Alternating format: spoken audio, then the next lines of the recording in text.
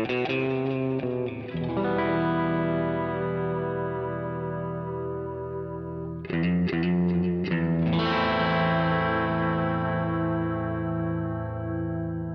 listening to Mark of the Maker.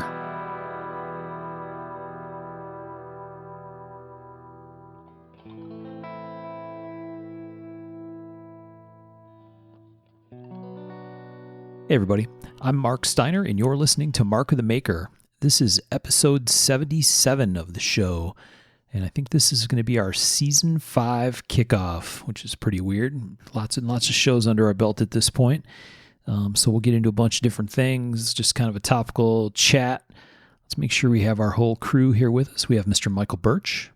I'm here with Melly, in case you hear some clickety-clacks in the background. Melly's, what's she chomping on? She's just walking around looking at stuff. Ah, all right. So Birch and Melly are here with us. We have Mr. Tom Crine. Hey guys. Skip's up front too, so. Nice. It's dog night. Yeah, I shut the door, so hopefully he doesn't start trying to scrape through it and bark and everything. I told him to go lay down and be good. There you go. Our little dog, my wife is out tonight for dinner with her friends for one of her friends' birthday, and our little dog is here, and she is lost because Amy's not home. She's wandering around looking sad. Your little Jack? Yeah. Sweet. And we have Mr. Sean Kendrick. I know he's got a furry friend nearby too. Because it's a cat. It's a cat. Ugh. Twas a cat. Twas a cat. And she's a sweetheart named Ari. Excellent. My son Jake has a cat, and me and that cat don't get along. Yeah. And this week he comes by, I'm over at his house, and he comes sits down with the cat, and he's like, "You need to make friends with the cat." I'm like, "I've been a friendly person to the cat. The cat just doesn't like me." And he's like, just pet her gently. And I start to reach out, and that cat, as quick as you could think, stuck a claw in my paw and pulled a big chunk of fat out of my hand. I was like, "Oh, kill that cat." Oh, boy. I didn't even touch it. Why don't you just make friends, Tom? Yeah, stop being a dick. Jeez. The cat could feel your intentions. That's all on you. It's all on me. That's right. Ah. The cat knew you were faking it. Next time, be more sincere, Tom. I was trying. Oh, I didn't actually Do or do any not. There is no violence. That's right. I thought about going in the garage and declawing it with a pair of pliers. Oh, you are so mean. The cat was mean. Well, there was mutual It was a meanness. fucking cat. That goes without saying, right? It's like a tiny lion, Tom. I know. Ugh. It would spit in your mouth while you're asleep if it knew where you slept. Absolutely. I'll stick with my dogs. Okay. All right. Well, we'll move on from pet talk. We can come back to it if you want, but It's all good. We'll keep moving forward in the season 5 kickoff. Or people are going to get the wrong idea that somehow we change topics, like what the show's about. It's not about Tom's son's angry kitty. Right. Or Tom's ill intentions towards said kitty cat. Okay. We need to thank our Patreon supporters. We've had folks with us here for a long time now. We deeply appreciate them.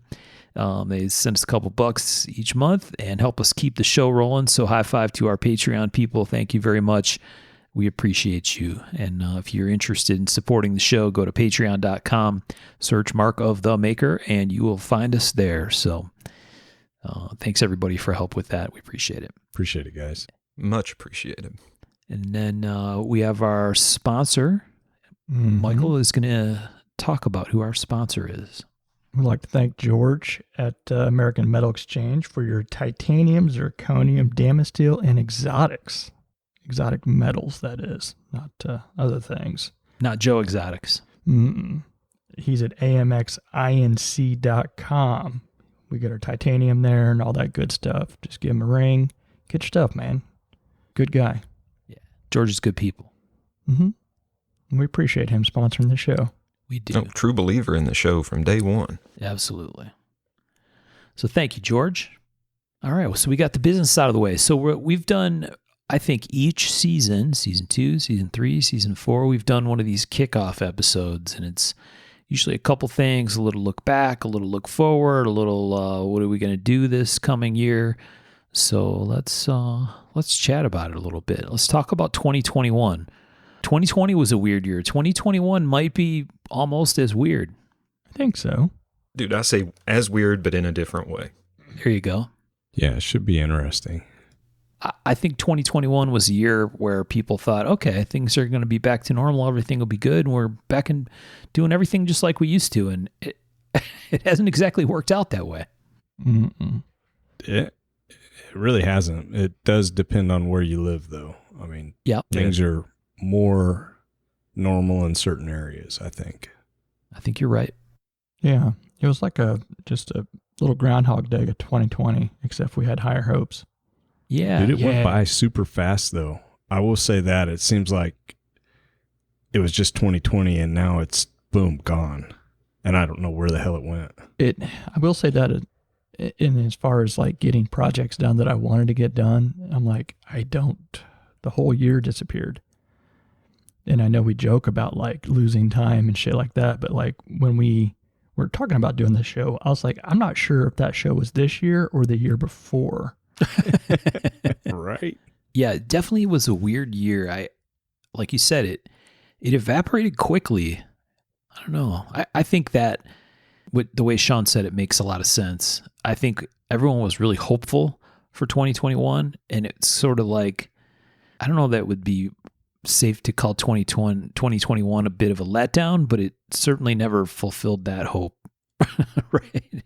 Yeah, certainly not to the fullest. Not to its fullest, yeah. It would be wrong to say that nothing good happened in 2021, right? There was some interesting trends and some things that happened, and some of us got to get together in 2021, so that's always a great thing, right? But but yeah, definitely a funky year. So let's talk trends. What did we see happening in 2021? I'll tell you one thing that definitely happened is the micro brands shot up even more. Yeah. Yeah. Man, because we do these, the topical ones of picking and finding gifts and things like that. And it was like, they just keep adding and adding. I feel like they kind of shot up this year. And maybe it had something to do with people wanting to add to their, income, some secondary income or whatever. But man, there's so many different micro brands that I had no idea existed until this past year. Yeah. I agree. And it's like every time I turn around, it seems like there's another one. And it's good. Yeah, no, it's good. It's also, it's like, and by that I'm generally talking about a lot of this OEM overseas manufacturing, which isn't bad or anything like that. But man, there is a lot of it. It's getting very expensive. And for a collector, I don't know how you would decide really. There's so many options out there. I don't envy a new collector trying to pick and choose what to go with anymore. Yeah, man, some of them make it easy. On that same front, you've got a lot of, new micro production companies or whatever, but there are more than a few that their work is just fucking boring. It's like, okay, you can do CAD. I can tell that by the design. So do you know anything about aesthetic? Yeah, there's a few that look like they were straight up. I got a line and an arc. I made 3 of them, 4 of them, connected the dots, and boom, sent it in. I'm like, ooh. Yeah, totally uninspired, but they reinvented the fucking wheel to them. But at the same time, you also see some of those hit, and you're like, that's what makes it so weird sometimes. Where you're like, I don't understand why that one hit hard with people. Yeah. Is it is it how they market it? Is it the fact that a couple of guys bought it that people think are trendsetters or, knife people to look up to? What causes some of that sometimes? I really don't know. And we may never know. We may never know. But there's, I don't know. It's interesting to see for sure. It's like if it wasn't my job, to be part of it, it'd be interesting to step back and look at all and see the why and what of who, where, and what, and how, Yeah, yeah. Yeah, there's the explosions happen in 2 ways, right? One is the makers doing OEM projects, right? With a production company to make a design that they sell as part of their line, right? Like you did, Michael, with the secant, right? Mhm. And that there's certainly tons of that. And then basically the same kinds of projects, just not attached to a custom maker, right? And by the what feels like the hundreds, Yeah. right? And I guess maybe that's an indication of production capacity or something. I know there are different companies doing these things, but I think there's also probably a core group of companies that do most of it, right? I think so. And for me, it kind of like, well, now you're setting my project back. Right. No, you're basically competing with that That time. yeah. Yeah. So, the parallel that I think of with this, we were talking when we were thinking about the stuff to talk about on the show. To me, this is a lot like what happened with the watch industry when the whole micro brand thing Mm-hmm. exploded, right? Where today there are so many watch micro brands out there, and many of them have followings, right? Like they're not from some heritage of whatever. They're just good branding and at least one decent looking watch, and boom, there's a company, and people are out there making money. And but there's so many of these micro brands that it's kind of dizzying sometimes, right? If you go look at watch stuff and you're scrolling through Instagram, it's like, who the fuck is that? Mm-hmm. And Oh, it's crazy. yeah, yeah. And I think I know where it's going to slingshot to, and we'll talk about that here in a bit. Right. You getting out the crystal ball? Yeah, I will. You staring into your orb. Yes. Okay. What other kind of trend stuff did you guys notice? So much more Damascus. Yeah. Mm-hmm. Well, one of the things I saw was it seemed to be more acceptance of CNC Bevels on custom knives. Yeah. I don't know if you guys saw that, but Oh yeah, 100%. I've been noticing. Seems like that's been accepted with open arms. It seems like so. Well, I think for some people, I think other people are like, well, I don't know. It's kind of strange. I noticed that. Right. Currently, there's like a knife that's like real hot right now, and it's very strange how it kind of happened where you have this fully machined knife, that once again gets hot for whatever reason. People talk about it, whatever, and regardless of what people think it looks like or whatever, I think they function well. But it's one of those where they post everything about how it's CNC, like fully machine done, Yeah. and they get super hot, and then the aftermarket goes really wild on them.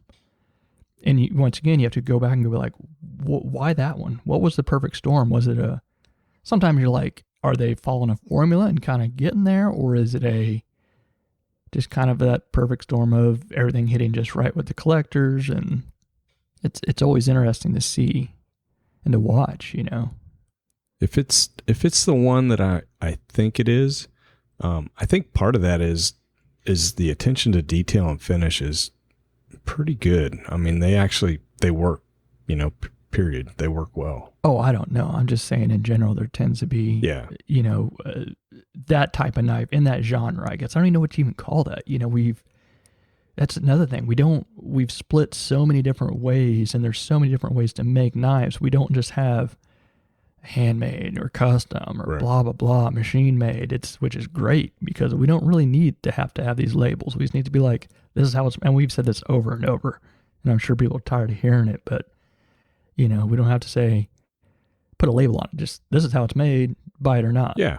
But it's always interesting that there's a few that kind of take off, and you wonder how many are out there that aren't taken off, that are just as equally well made, I guess. I don't know. Right. If not better. Yeah, I don't know, because it's, you hop on Instagram and it's like it's an ocean, you're only exploring a little bit of it. And I feel like I don't have a whole lot of time to do that either. I mean, it's like I work and I go home and I go to bed and I groundhog day it day in and day out. But I think it's interesting. I've always had a problem. I've got a Haas. We've been making blades And I've always wanted them to be, hand ground and finished like my regular blade. So you can't tell the difference because the finished product is the same, right? And we're, part of what we're looking up for next year, and we'll talk about it more, is some stuff that comes off the mill that I can't do the way I make knives now. I can't make that knife. And so why not bring it off the mill and, have a different product line. So, but we'll talk about that in a while. Yeah, there's something kind of like that I'd like to do this next year too, that we will also talk about in a while. Yeah. Stick around. But I do think that is a trend that I've seen, especially over the last year. Yeah, I think we've definitely seen the idea of more drops. And I think a scheduled drop, watching how some of these guys do it, I think is also very important to bringing people back, because it's not, it's so easy to get lost on the internet when someone doesn't do something at a schedule. But if like on Thursday, so-and-so does a drop of something or whatever, to look for it. It gets put in your brain and then it becomes a collector item. It's kind of like that idea of a flagship or something. So right. I've seen definitely these people that do a dedicated drop, have pretty good success with it. I think just because it kind of puts it in the customer's mind. Have you guys seen that at all, or am I just... Yeah, no. I think 100% agree. I think Vince at Fort Henry kind of, started something like that a couple years ago. And 100%. People look forward to it. And it was well received. And I think it's really smart because you basically train your customers to come to the trough, right? Mm-hmm. Absolutely. Vince is a good guy, good business guy, very smart that way. He is a good guy. Got to ask him about his Uggs sometime if you ever see him at a show. About his what? His marine Uggs. Oh, yeah. Yeah, that's for him to tell. Okay. Oh yeah. Cool. Yeah, I think the drop thing, there's a bunch of aspects of that, right? Like you said, the schedule thing, maybe that's part of it. Part of it is, limited amount exclusivity thing, that tends to drive interest without question. It's an interesting approach, right? It's a little bit like other social media stuff where, there has to be content on some kind of fast and repeatable cadence to sort of keep your audience. And so it's interesting to see the knife stuff sort of fit into that mold and prove successful, right? It works for people. And of course, there's exceptions. There's guys that are so popular, it doesn't matter when, how, or what they drop, it's gonna do well. But I do find even like with some of these newer guys or people that, like I said, are unheard of to me, doesn't mean that they're unheard of to a ton of other people. That's what it's becoming abundantly clear to me is like, we have our island, I guess. We don't realize there's other islands that are perfectly well-run, oiled machines going over there, and it's just interesting seeing what's out there. Yeah, we've talked about that thing before, right? The breadth of the customer base is absolutely baffling. Mm-hmm.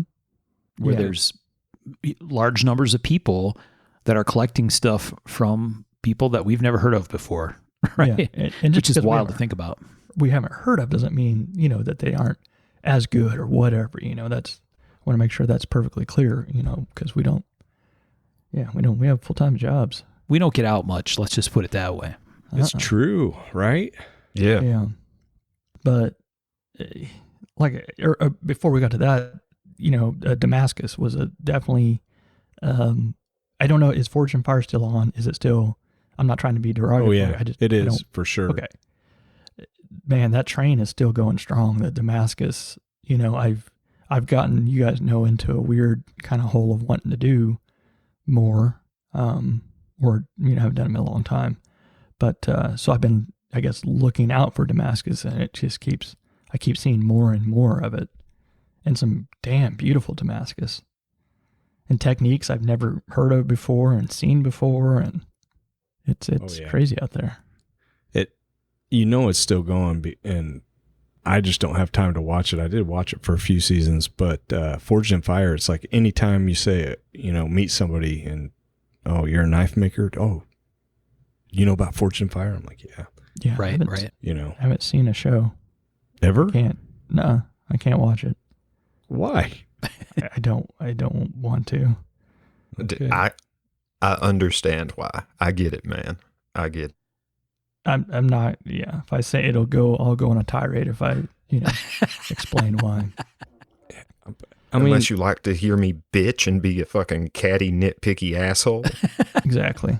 You gotta watch it like it's reality TV, man. It's like, no, I've done. Well, then that makes it even worse, because then I hate the people I'm watching, and I just assume they're bad people because they're on reality TV. Mm-hmm. oh, I don't. The whole formulaic reality TV thing is super tiresome to me. That's been my primary aversion. Mm-hmm. It's going to be contrived. It's going to be. Yeah. See, I'm getting drawn drama. into it. See, Mm-hmm. see what you're doing. I know what you're doing. You're trying to draw me out. No, I mean, there's very talented people that are part of that show and judges and whatever, right? That's not the thing. I can't take the reality TV thing. It just doesn't work for me. But it clearly does for a massive audience, right? It's a huge number of people that have seen that show. People that I would never have guessed know anything about how a knife allegedly gets made, right? And that's why they enjoy it.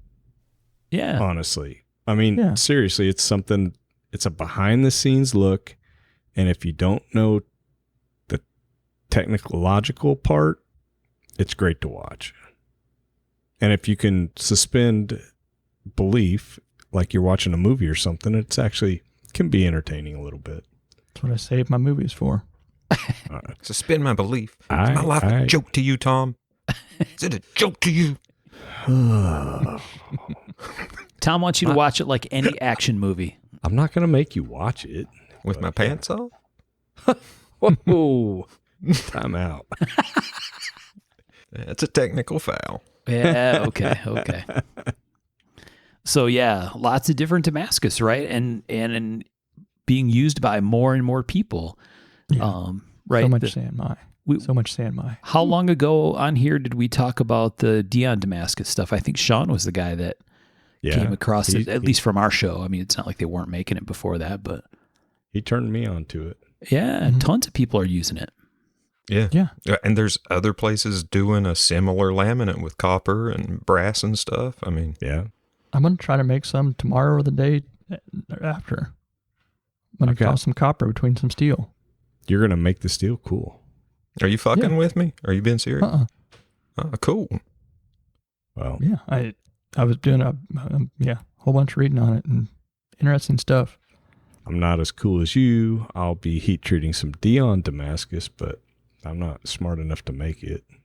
Yeah, it's doesn't sound like it's too hard. Now, who knows? I mean, like I said, I could get a squirt of hot copper to the crotch and say that wasn't as easy as I thought, but we'll find out. That sounds freaking horrible. Yeah, that doesn't sound good. Mm-hmm. I hope it works out the way you hope it will. I think it will. Okay. We'll see. It's possible that it's like the whole, I'm going to LS swap my car. I watched a YouTube video and they did it in 17 minutes. How hard could it be? Well, that's where people, I think, the interesting thing about the CUMI or KUMI or whatever you want to call it, that there's a lot of people doing it now. Like looking around, there's, instead of like forge welding and forge welding temps, copper melts at 1980, something like that. Yeah. So keep it under that. You're sort of brazing your metals together. Yeah. You can almost, what you call it, sublimate when you do mokame. I actually watched somebody actually do that without even just putting it in sort of a fully MIG welded can, just sort of wrap it and do it that way. And I was like, interesting. So, man, I can't wait to see what you do. I think same. Well, we'll see. I need to wait till some other steel comes in, but I'm not gonna. So you can't. You're doing it tomorrow. Yeah. Well, that's what I'm interested in. Yeah. Well, I'm trying not to, but I'm going to. We all know I'm going to. I didn't do it today, only because I had to change the plug out on my welder. But I'm interested to see what that does. And once again, this kind of leads into some shit I'll be hopefully doing in the future. All right. All right. Now, on an aside, how's that welder treating you? Don't know yet. Have to, like I said, I'd change a plug out to even see if it works. Gotcha. When I had him build the shop, I had him put in a dedicated welder, but then when I actually looked at it, a welding plug, it's a dryer plug. I was like, cool. Thank you, buddy. They didn't run any wire to it? No, it's wired, but it's a big 4-prong, it's a dedicated big old 8 gauge or whatever the hell it is. So you got to change out the plug, actually. Yep. But I'm excited for some of the shit it can do. So Damascus, that's another trend. What else have we got? Kitchen knives. Oh, yeah. Oh, yeah. Dude, never seen so many kitchen knives as I've seen this year. That is no joke. For real. Yeah. And man, nice kitchen knives. Mm-hmm. Yeah, it seems like there's a lot of Damascus kitchen knives I'm seeing too that are some stunning pieces. Yeah, they're going kind of hand in hand with that sort of stuff. With the San Mai and the Damascus and stuff like that. It's very, stuff that, was wowing us years ago and pretty, when Bert Foster was doing like the 410, or I'm not sure what he was using, the real nice stainless steel clad stuff, that was like pretty mind blowing. And now you see that a lot these days. Yep, for sure. Doesn't make it any less cool, but there's just definitely a lot more of it. Yeah, the kitchen knife thing's been exploding for a while, right? I mean, but it seems like that has kept on going. Yeah, it's been building. It's almost like the heat and beat type of community took sort of there's still buoys and stuff being made, but it kind of took a turn into, the kitchen knife stuff, and it's been a boon. It's really taken off. Yeah, you're 100% right. I feel like the Bowie knives have really decreased. Mm-hmm. Well, man, it's not surprising to me because be it forged, be it stock removal, whatever, big knives, the dude that knife was meant for has to find it. Yeah. They can be a hard sell. Yeah, they're expensive, and honestly, they're hard to do. I'm doing some big knives right now, and it's like, I am sore as hell. I've been rough grinding all week, and it's just like, ugh. Yeah, but about everybody has a kitchen, and how many how many cooking shows, if you want to talk about reality TV, there are 1.5 million cooking shows out there. Oh, yeah. So, it just makes sense.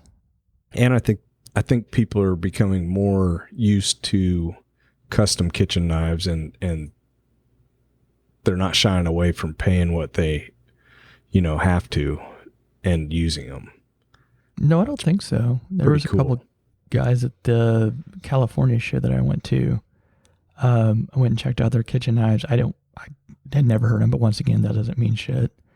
But they were asking a pretty good price and getting for them, I think. But they're also making them on, coal iron forge, all Damascus stuff, and it looked good. Yeah, I like it. I dig it. I think big knives, I don't know. It seems like maybe I'm not seeing more big knives, but it feels like we are. Maybe it's all just expansion, right? Maybe with all of the market being as massive as it is and the maker community having grown to be as massive as it is, maybe it's natural that we're seeing these things, right? More Damascus, tons more kitchen knives, tons of micros. I think we're seeing a bunch more big knives. We're certainly seeing more fixed blades. Yeah. Yeah. But we also have to put into account that the algorithm is working on these things too. We're seeing also what we want to see when it comes to social media. That does play a little bit of part into it. If I'm looking at, Damascus and big kitchen knives, stuff like that, I'm going to see a lot more of the same thing. Sure. So it's like, it's kind of interesting what's really out there, what's not, who knows? Well, I'm doing my part for making more fixed blades. You've always been doing your part. You've been holding the ground. You've been doing your part and my part, dude. He's been keeping it real. Jeez. But I see more people buying fixed blades than ever before. I mean, that's been a trend we've talked about for the last couple years, I think. Yeah. And maybe It'll something continue. that we've said we think was going to continue, and it certainly seems to be the case. I would say in the last, I mean, I haven't bought that many knives in the last year or two, but the vast majority of those have been fixed blades, which is really weird. Yeah. I just saw you got a couple Mayos. Yeah. Is that later? We're talking about that later. No, we can talk about that whenever, but yeah. Okay. No, it's weird for me because I never was a big fixed blade guy because I can't carry fixed blade. And the funny part is the fixed blades I've been buying are all big fixed blades, right? Right. But why are you buying a lot of those for nostalgic reasons, or are you buying them because they were expensive before? And, you know, would you be buying that fixed blade if it was like a maker that you didn't know, but it was a good quality fixed blade? Does that make sense at all? You know, it's a good question. It's a good question. So those Mayos were kind of a micro collection thing, right? Mm-hmm. So yeah, there's definitely maker related aspect to it for sure. Cause I have that giant Mayo Super Big Bear thing. And then, okay. And then these are, you know, both Tontos, both kind of lum-ish style, not really, right? But not convex tip or anything, but traditional style, Japanese style. And they're just badass. And I like Tom's stuff. It's always super clean. And okay, big Mayo fixed blades are kind of unique, right? He doesn't make a ton of them. He made a lot more of them, I think, back in the day. And it sounds like he's made a bunch recently, but yeah, can't argue with any of that. No, it's kind of weird. It's like we talked about, or someone was saying in our Facebook group, the Mark of the Maker Facebook group, about they posted up the Buckmaster. Yeah. You know, and I was like, that's my eBay search, is like old nostalgic stuff that I couldn't afford as a kid. Yeah. You know, that's a lot of stuff I look for, you know, and it's fixed blades that, you know, I'll never, you know, use them for anything. I just want them, you know, because I couldn't get them before. Yeah. I mean, I don't know. For me, it's kind of all over the place, right? There's some of it that fixed blade wise that's because it's makers that I like, or, you know, it's stuff that I like, but some of it's just because it's cool. Yeah. Well, some of it is this show. I 100% saw an uptick in your purchasing of Bowie knives and fixed blades when this show started. 100%. You started getting into you're like, ooh. Yeah. Oh, Randall's. Yeah. I like Randall knives. Yeah. Let's buy some Randalls. So yeah, exactly. Not immune from our own damn show. No, not at all. Not at all. But definitely the show is a big piece of it. And I think it's true for all four of us, because we've talked about this before. Doing the show has rekindled our personal interest and love for knives that maybe was starting to get a little tired. 100%. Yeah.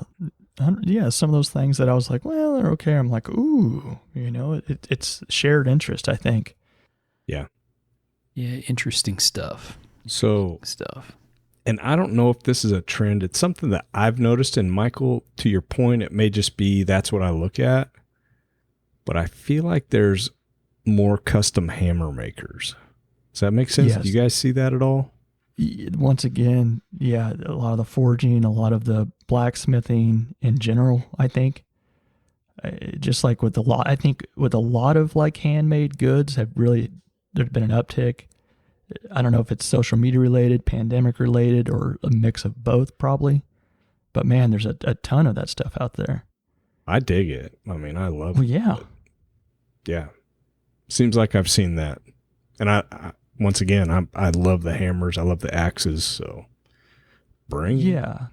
You know, whatever you want to call it. Even, you know, the guys that are taking old stuff and redoing them, making them look good, rehandling, all that shit. I love seeing all of it.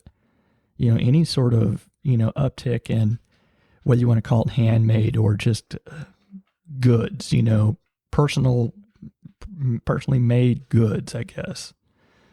You know, I love seeing whether you're making candles or glass or whatever. So when you go to Silver Dollar City, do you like go to the glass blowing place and just watch them for? I have, because it's cool. Too. I think it's so cool.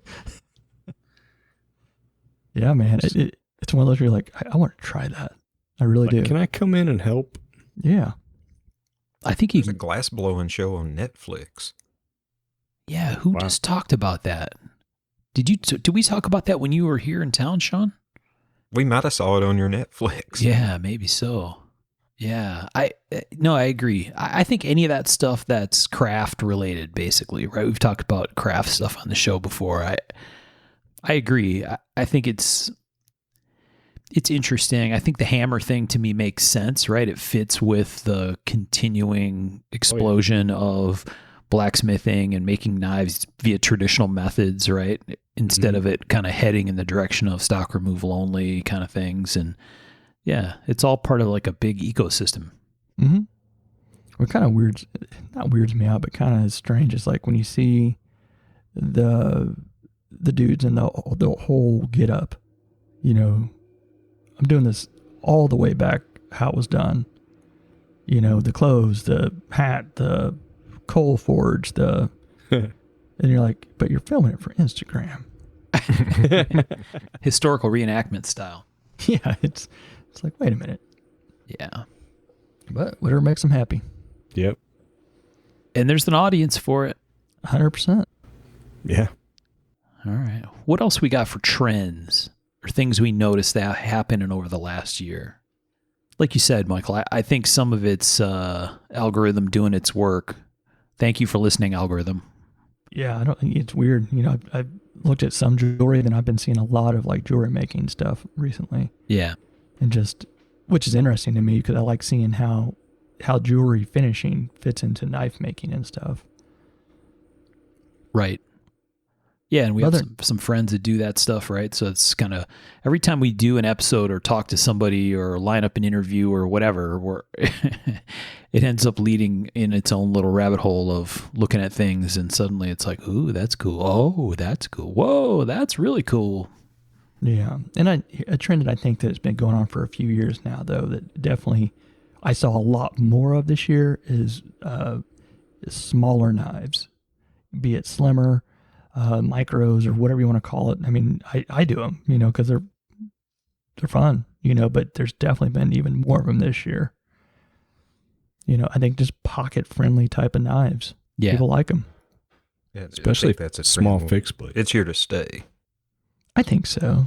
You know, it's, you know, truthfully, I think like a lot of people probably saw Richard Rogers. He's been making very slim, small knives for a long time, and people are like, oh, I think that's led into some of the popularities. Like I can slip this in there and not notice it and have a great knife that works really well. And, you know, I think people notice that. That's why I always had a preference for smaller folders earlier on in my collecting stuff was they're very discreet, right? More discreet, the better for me anyway, right? It's like a cool little gem in your pocket that sort of disappears. And if you're not careful, you forget that it's there. Yeah. I know personally, I made big folders for so long that I wanted to make smaller ones. Once I started doing that, I don't know, whenever that was, a few years ago, a couple years ago, 10 years ago, can't tell time anymore. Yeah. But for me, being able to do it, I had to go to CAD because truthfully, big folders worked well for my shitty sketchings. Little inside baseball for you. Well, and I think I've seen a bunch of this in the last year, not just small folders, but like you said, Michael, folders that have a slim geometry overall. Mm-hmm. And I think, to me, a great example of that whole thing, like I have two of Tom's Alpha folders. One is Stellite Core Sanmai knife, right, that has like polished orange peel looking handles. But the handles are not thick, but they're thick on the thicker side, right? And it's a heavy knife. You know, the blade's on the heavy side, the handles are thicker. It feels great in the hand because of it. And, you know, but it's a nice pocket knife. So it's a properly proportioned knife. But it's too heavy, right? That's what you're saying. No, I'm saying it's not a lightweight knife. And then I have another Alpha. It's exactly the same size, right? So it's same pattern basically, but it's thin stock. It's got a thin flat titanium lock side. This is from early when Tom was making Alphas, and it's got a thin but contoured a little bit and blasted carbon fiber handle on the show side. And that thing, 100% different to carry those two knives to me. Yeah, just fun to carry, isn't it? It's fun to carry because it's light and it's tiny and it's slim. The slimness matters. And not just in the profile. Like Richard's doing it both directions, which is really cool, right? That pen shape, right? Where it's long, super skinny thing. It looks like a rectangular pencil, like a carpenter's pencil, but it's got a big ass blade in it. And these alphas, to me, are a really interesting contrast because they look like the same kind of knife and profile, but when you put them in the pocket, it's like, whoa, this one is crazy thin. And that's, people sometimes are like, oh, why do you only have old Emerson custom stuff? One of the improvements that happened over the years on Emerson Customs was they went to a thicker lock side. And that was, I think, seen as a product improvement, right? Oh, the lock bar is stronger. Look how thick the lock bar is in this liner lock. And I don't like it. My really strong preference is the OG stuff that has really thin liners because it just makes the knife slim. And it still has nice contoured handles. You know what I mean? It's still bolstered, green micarta, the whole setup. But man, they are totally different. If you carry a modern CQC5 in your pocket compared to an old school CQC5, totally different knives, just from a carry perspective. So, yeah. Well, we went through that, that tactical knives, big knife phase. Yes. And it went on for quite a bit, and it was like if you had a, 1/8-inch thick blade, what is that, an art knife? Come on now. Just right. 1/8-inch blade and 80,000 liners. Yeah, the proportions what gets me there. I can't do the too thick a handle for too thin a blade, so I really have to tone everything down at once. Yeah. But yeah, I see us going, and I think we're going to go into that 1/8-inch blade category for some people. I go down to, 150, 160, and I like that blade, which I didn't used to like that thin. I was like, it's too thin. It doesn't fucking matter. Yeah. But I like it. It's very enjoyable to carry. I like it too. They cut better. They carry great. Nothing not to like to me. I've switched to 1/8-inch stock as my standard blade stock for all my alphas. I'll still do custom stuff because some of the Damascus you just about have to. Right. Especially the Sanmai stuff. But overall, I prefer an 1/8-inch blade. Yeah. I think we're getting there. Practical. Yeah, and I think we're seeing a trend that way. I see more and more makers like, oh, I'm going to use this thinner blade material. And yeah, do it. Right? Make slim handles too. You're going to make a killer knife, right? They're just wonderful to carry. All right. What else we got for trends? We got anything else? Sean, you got any other trends that you noticed or things you wanted to point out that you saw happening? I pointed out what I could make note of. To be honest with you, I'm a little out on the trend thing. I've been so gun heavy this year that I'm sure a bunch of stuff just skipped right by me. Yeah. Yep. You got any more on your list, Michael? No, I think we covered them. All right. What about makers that stood out over the last year? Folks that showed up. We at some time I think this is more in the future side of things, the makers to watch, but we saw lots of cool stuff in the last year. I think that's one of the things that I enjoy when we do this show is, it's every episode it seems like we're talking about something cool that we saw or makers that we enjoyed. So some of it feels a little repetitive to bring up, right? Like, Niels Van Berg, we've talked about him a bunch out of South Africa, doing some great stuff. He's a maker that stood out for me this last year. It's interesting because I think I drank our Kool-Aid. Well, I wasn't really familiar with David Brown much before we interviewed him. And now it's like every day it seems like that's all that's in my feed is him doing cool stuff. Yeah. So, from throwing stars to, daggers to swords to, geez, it's crazy, Yeah. Trench knives. It's been pretty cool. It's been super cool. And he continues to crank out killer stuff, stretching a little different direction here and there. And that's been a joy to see for sure. It's hard to, like you said, it's hard to say when we've talked about them, Yeah. Right. Like specific makers, I don't really know. I think it's just like I said, the Damascus and stuff that really stuck out as this year alone. And I talked to you about this before. It's almost like we're getting inundated with so many makers. It's hard to say, oh, that one, I noticed, because you notice so many. You keep getting hit over and over with new guys and new people. I think a lot of the guys that we watch, I think everyone kind of stepped it up this year. It seemed like, I saw Billy do some really cool things. He really stepped up his game. Billy Cho, yeah. Ian, CMF, looked like he really was stepping stuff up. But, we've talked about that before too. It's like some of these guys that, it's not like they're, unknown or stuff. They just kind of been stepping it up a little bit. Yeah. No, it's great to see. One of the makers that has stood out, especially this year for me, and I don't know if it's just what I end up seeing, and it's somebody we've talked about, and somebody I'd like to get on the show, but Ryan Johnson, it seems like every time I turn around, he's driving the industry. And one of the trends this year was the SAP, right? The blackjacks. Yep. And watching him develop that has been pretty cool. Before that, it was like the spikes, and just interesting watching that experience. And he's a good friend, and I think he's got like a dream job where he just goes in and messes around, and then somebody builds like production stuff of what he makes. So it's pretty fun, right? Super fun. Just whatever catches your whim, be whimsical about what you're doing, and it's like, oh, we're gonna build guitars this week or whatever. Whatever. Yeah, it's pretty awesome, and his whim drives the industry. Yeah, he's having fun, and I think people see that, and they're like, well, I want to do that too. Yeah. It's got to be a little bit inspirational to other makers too to see that happen, right? Oh, hell yeah. When I talk to you guys about stuff that's going on or just in casual conversation or whatever, that comes up a lot. It's like, oh, hey, did you see what so-and-so's doing? That's pretty cool. It's like, yeah, that is cool. Mm-hmm.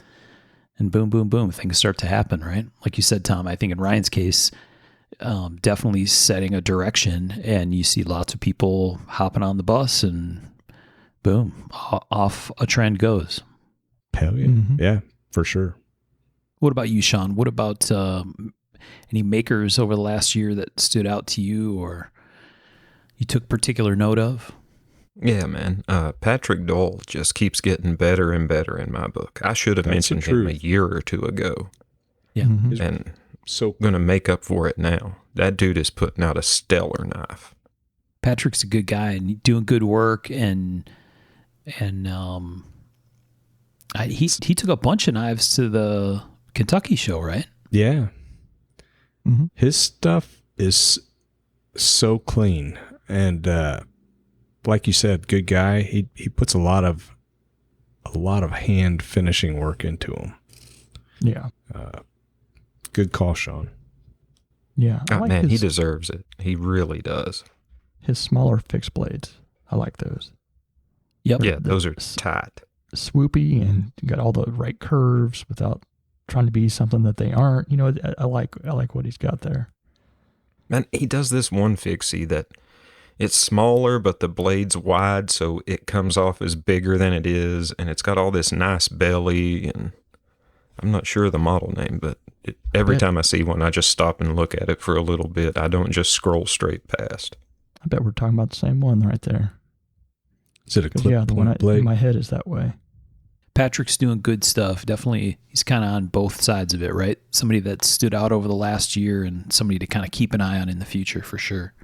And and I also want to say, like, the thing that I sometimes don't always like about doing this right here is I know there's people that are like kicking ass out there that I probably have noticed, but have, they know my memory, and I don't mean to leave anybody out.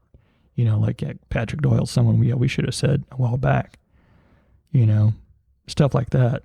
Just because I don't remember doesn't mean you're not kicking ass out there. Yep.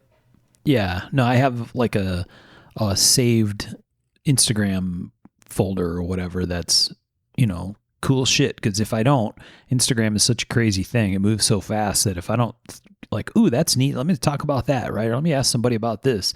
If I don't latch onto it and save it somehow, it's gone and never to be found again. Maybe I need to do that. Yeah. Oh, I'm totally doing that now.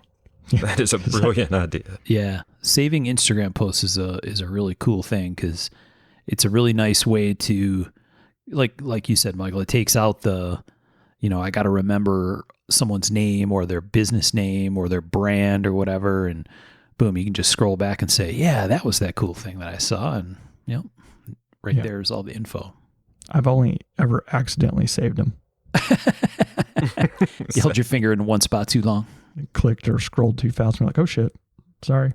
Right. Like when you accidentally follow somebody and you're like, oh, nope, I didn't mean to. Well, what about experiences or whatever over the year, good or bad? Whether it's with your business or we did a few shows this year, not a ton, but a few. Yeah. It was a good and bad year. Like we talked about before, I didn't finish shit like I thought I would. I didn't cut down on my order book as much as I thought I would. I didn't finish as many knives in general as I thought I would. Projects got put past, on hold or just real slow type of stuff. It was kind of a crazy year where it's just like, it went away and I'm like, oh, okay. But then I also, I don't know, I put a lot of work into, I think were some of my better works that I've ever done, at least the most complex works I've ever done this year, it was good. It was really good to stretch my legs and it took a big chunk of the year out of it for me. Right. But I'm proud of the pieces. So, I'm glad of what I made and put out there. Yeah.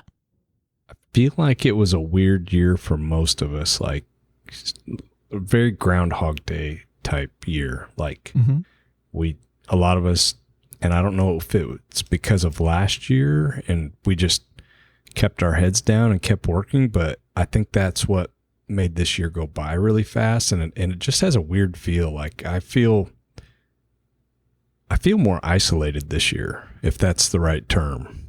Really? Really? I do. Yeah. I've felt that way this year. And it may just be me, but yeah. No. I'm with you on that one. I did go to some shows. I went to the ICE show in Dallas in March, or in Fort Worth, I guess. I thought that was a great show. I did Blade. I skipped Nashville. I did The Gathering, and then I did Kentucky, and that was my year. So yeah, I will be doing ICE again this year in March. I'm looking forward to that. Yeah. Things that happened this year that were good or bad. In the business, I decided to bring heat treating into the shop. So we're doing all of our own heat treat in-house now. I think that was a good thing. That's a huge deal, man, for the volume of knives you make. Yeah, I mean, this week I've heat treated over 100 knives already this week. So, wow.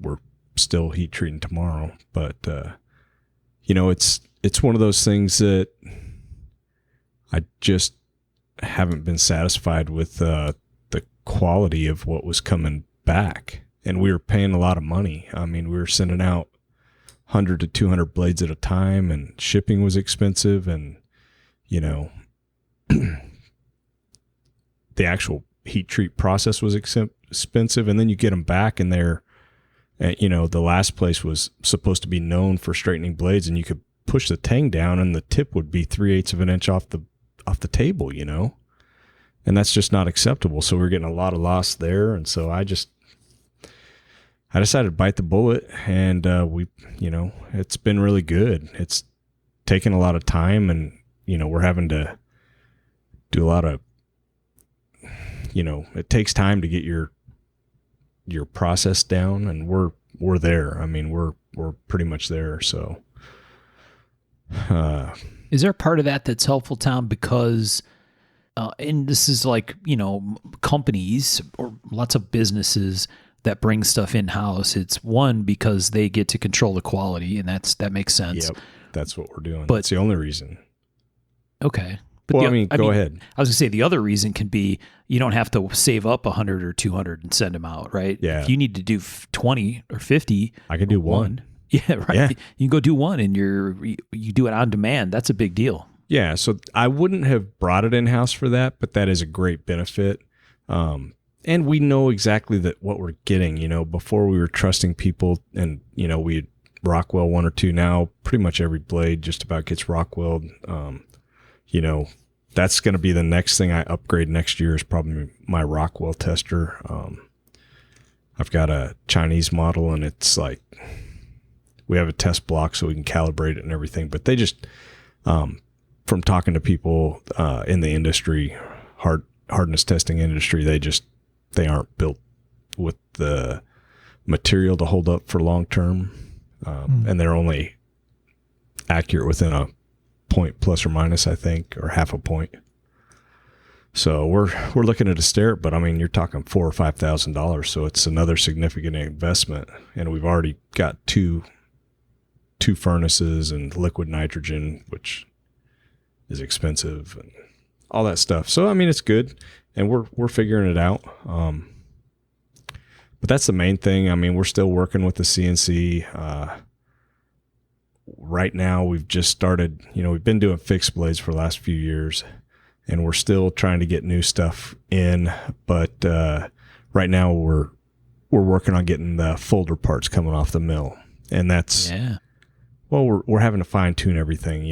We made some alphas, and now we're making changes. And after making them, we know what we want to change and screw position and stuff like that. And it's kind of a pain in the ass, but once we get it done, it's going to be great. So just putting time in there, and that's really the big things that we've changed this year. But that's where some of your time goes. That learning process takes so much of it out. Yeah. But once it's done and we finalize it and we're like, this is, backspacer holes are where we want them, and, detent and all that kind of jazz. Like I had 10 knives, and I was able to fit the locks pretty quickly. And we're actually, if I can get my Bridgeport up and running, which we're getting close, we're going to try to cut locks on it. We bought one of the Moen lock cutting fixtures. So, yeah. What about difficulties over the last year, Tom? For me, it's going to be usually the same thing. I have a tendency to come into work and just work all day long. And I focus more on making knives than I do on the business. And that's not necessarily a good thing. Yeah. It's very difficult for me, and I lose, like if I'm not careful, my creativity will go down. Now I'm still making knives, but I'm making the same knives that I've made, and the same thing over and over. And so I have to really be careful with that and force myself to take time to be creative and take time to work on the business. And that's some of the things that we'll talk about looking forward to next year. I'm hoping will help with that. Okay. And in your case, Michael, you already talked a little bit about the good parts of going and exploring some more on the art knife side of things, right? Some different techniques and other stuff, and comes at the cost of time, but at the same time rewarding for you, right? Yeah. I'd say also for me though, it kind of sucked the creativity out of me for a bit. Like it drained me. I think I spent so much time drawing and doing, and it just kind of took a lot of it out of me. It took a while to kind of get back in the swing of things, but that's also part of it. And no matter what, even if you aren't in the mood, you still got to try to, be putting parts together, making things, and doing the manual labor part of it. Right. What about you, Sean? Good experiences, bad experiences? Man, I can't think of anything really bad. I had a pretty good year. Yeah. I had fun at the shows I went to. I didn't do anything groundbreaking work-wise, but I was consistent with my work pattern, which that's good. Yeah, I've got no complaints. 2021 was certainly better than 2020. Also, you're a more official, learned man Mm-hmm. Yes. It was nice to get my certifications and degree. Yeah. At the beginning, I was talking about 2021 was a weird year. It definitely was a year that had good parts too, right? Mm-hmm. I think all of us had some good stuff that happened in 2021. Oh yeah, I got to go see people, and that was fantastic. Right. I'm Agree. leaving 2021 cautiously optimistic. There you go. I like it. Yeah. I like it. Oh, yeah. On that note, let's talk 2022. So we're kicking off season 5. There's lots of stuff coming up. 2022's hopefully, I got my fingers crossed, going to be an interesting year to come for sure, for lots of different reasons. What about things you want to do different for 2022? I think you were hinting at some of your stuff already, Tom. Yeah. 2022. So one of the problems I have in my shop, and you guys too, I'm sure, there's only so much of me to go around, right? So Mm-hmm. I'm really trying, and this is something that I don't have. I'm really trying to come up with some product line that comes off the CNC to help with just running the shop, the daily bills and some stuff like that. The first thing is, we're going to kind of try to do some titanium defensive knives. Yeah. I saw some of that. One, yeah, did you see the little OSS dagger I did? Yeah, a little thumb dagger thing. Mm-hmm. Yeah, so that... Yeah, that was pretty trick, man. I like that. Thanks, man. That was a prototype. We've got... We're really trying to make it where this can come off the mill and be finished almost, obviously it's going to have to be finished, but it's not something that has to be finished by me. Yeah. And that's really, we're going to logo them a little different so my custom knives are crying with the date. The year changes every year. These are just going to be branded Crine knives. So that's how I'm going to distinguish between my custom and the stuff that's more in-house production, basically. And we're going to start with a line of titanium knives that have a carbonized edge. And, I've wanted to do an OSS dagger for a while, and I was sitting down playing, and this came out on paper, and I was happy with it, and we're going to run with it. They're super lightweight. I've been wearing one for a couple weeks now, and I don't even notice it. So that's kind of cool. We've got a couple projects that aren't knife related. I mean, they're industry related, but they're not knives that hopefully we can get off the mill. I guess that's one of the things that was kind of a crapper for this year. We actually got financing, had it all lined up for a Haas CM1 mill, and we tried to order it, and they're like, yeah, we can have it on your floor in 38 weeks if you order it right now. And I was like, I can't do that, so we killed the deal. But that's one of the mills that I actually have space in the shop that we could fit, and it's kind of an interesting mill because it's a high-speed spindle and stuff. So we're still going to try to get one of those, I think, this next year, if once it gets closer to build dates, if things slow down for them. Yeah, but their price is going up after the December. Yeah, everything's going up. That's just life. But I think I can't borrow the money and pay payments for 8 months without having anything to make money with. Right. So, yeah, I mean, that's just kind of where we're going. I think we're,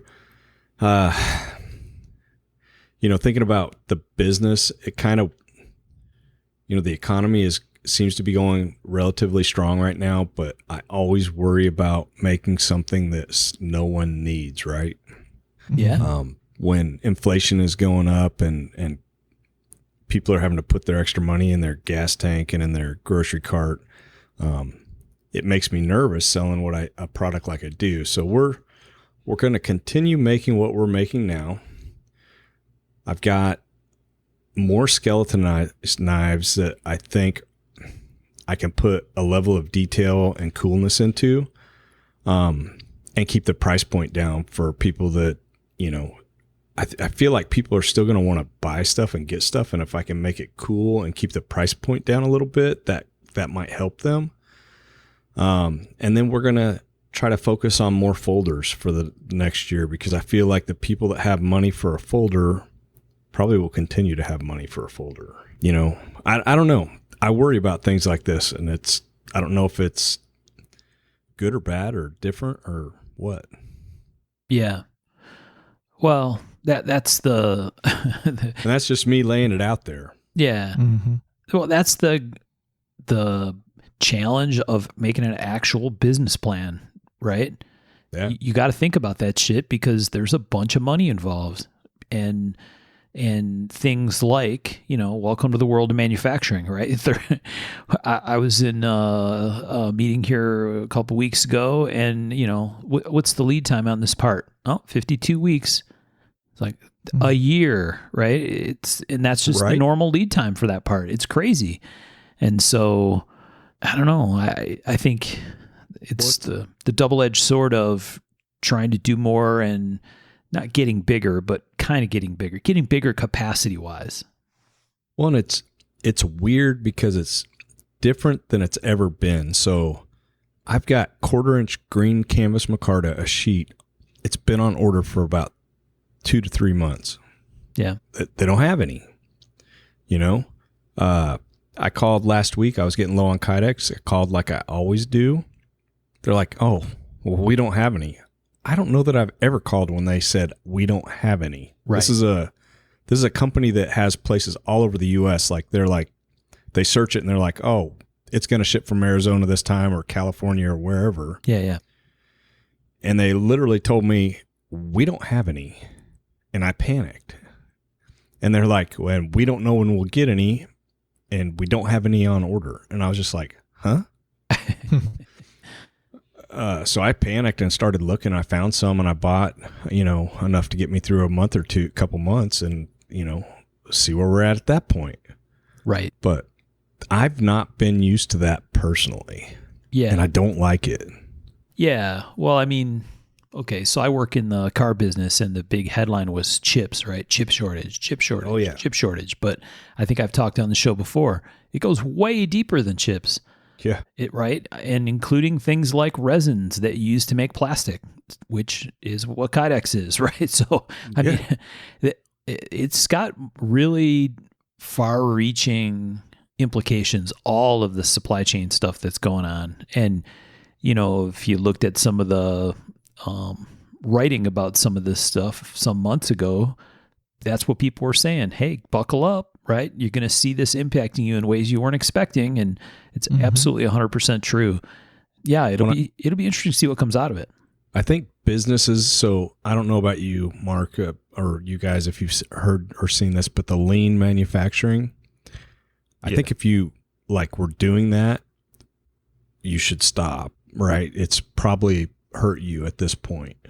I'm trying to figure out ways to, we're kind of trying to stock up heat-treated blades. There was a time when I probably had 2,000 or 3,000 heat-treated blades in the shop almost, at any time. Because I had a guy that was working for me, and that's what he did, and I just kept buying steel and sending it off and getting heat-treated. And we basically decided that was ridiculous, because each heat-treated blade is $30 or $40, and that's a lot of money sitting around. So we just worked through them. And now at any time, I probably got a couple hundred, but if you can't get stuff, that's not enough. Yeah. Yeah. Lean manufacturing works in some cases for reasons that are different than yours. Well, that's the thing, right? The difference is if you're in an industry that is heavily controlled by regulation that's outside the control of you, then you almost have to do some lean type approach, right? Because things change, and the last thing you can do is afford to get stuck with, okay, so Tom's sitting on 12 months worth of green canvas micarta. Okay, guess what? That could be 100 years worth of green canvas micarta. You could use it or not, and however long down the road, it's still green canvas micarta. Now, if the industry, if you were in, said, oh yeah, except we have requirements on green canvas micarta, and the spec changed, and the new government spec on your green canvas micarta is different. So whatever you had, use it up, because after this date, you can't sell green canvas micarta of that style anymore. You got to buy different green canvas micarta, right? Wow. Yeah. That's where that would be a headache. yeah, that's where lean fits in, because shit changes, and sometimes it changes really fast. And that's, it's kind of funny because that's some of the stuff you see now, right? People are like, oh, well, why doesn't anybody manufacture chips in America? If we manufactured chips in America, this would all not be a problem. Yup. And there were reasons that all of that stuff went away, right? It was way cheaper to do it someplace else. It was way easier and more cost effective to deal with, constant change and turnover of product and design and requirements and 1,000 other things. It's a lot deeper than just the bottom line from a financial perspective. And all of it's so much more complicated than people really, have the time to consume. And it's its own social issue, but Yeah. There's a lot of nuances in all these global issues, but it's some guy on Facebook's got the answer. Right. In a meme. That was And all I me. want is a left rear frame rail. For a Mustang. Yeah. Yeah. Maybe February. See, if they just kept making those, Michael, you'd have one. I don't know. I know.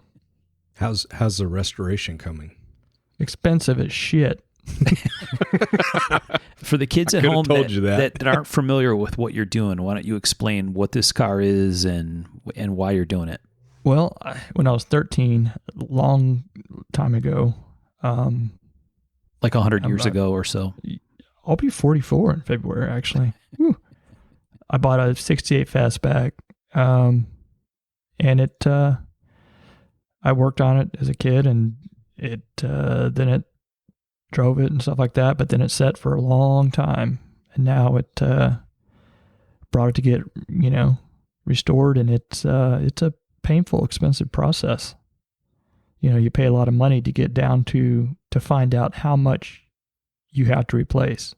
So it's almost like you're in a rabbit hole of, all right, you already paid a lot of money to get less Mustang than when you started with. Right. It's interesting. Yeah. My dad always told me it was cheaper to buy somebody else's dream. Oh, it definitely is.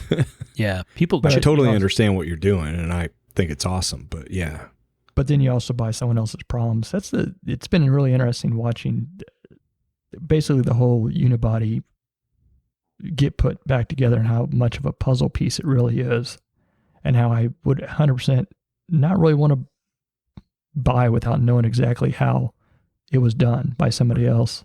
Yeah. Very interesting stuff, but it's an expensive, lesson. my son Ben has been learning a little bit about that also with his was he have a 2008 Subaru STI Yeah. that makes like 500 and some horsepower now. Yeah. Ooh, doggy. Buying an STI is like picking a number on the roulette wheel. Dude. They've all been fucked with, top to bottom. Yeah. Well, he found that out, and he basically put an all new motor in it, and he's put every time he gets something done, it's something else. Right. Man, I'm years away from even worried about a motor. Yeah. Buying an STI is like dating a stripper. She might turn out to be that one girl that actually is earning money for college, but chances are she's not. Yeah. I think, so Michael, to be fair, your car's coming a long way, right? Because when you were 13, it wasn't like some kind of cherry pristine gem. Oh, no. I paid $1,800 for it, but Right. I was in love with it. I thought it was the coolest car in the world. Yeah. I did. Back in those days, it was JC Whitney. I didn't know shit about, how to do any car stuff. Anything we did was like fix a tractor. My dad was a woodworker and, rider, but he didn't know anything really mechanically. He wasn't very good at that sort of stuff. So it was a lot of learning, a lot of bullshit. JC Whitney, but even back then they used to have tons of aftermarket, Mustangs, Oklahoma, and all these places you can buy, this kind of shit. I went to swap meets, So it was a round the block car, and then it sat for 25 years, Mm-hmm. and then now it's coming back to life, which is fun to watch. It's fun to watch. It really is. It's interesting. It's going to start getting, after that stupid left piece comes in, we can actually start putting the back in, well, the, sheet metal. Any minute now. Any minute now. All right. So Tom's talking about the same thing he talked about in the season 2, 3, and 4 kickoffs of What? He needs to make more Tom. Yeah. More true. stuff that requires less Tom. That's hard. It is. Props to you guys that are doing it. Yeah. Who's doing it?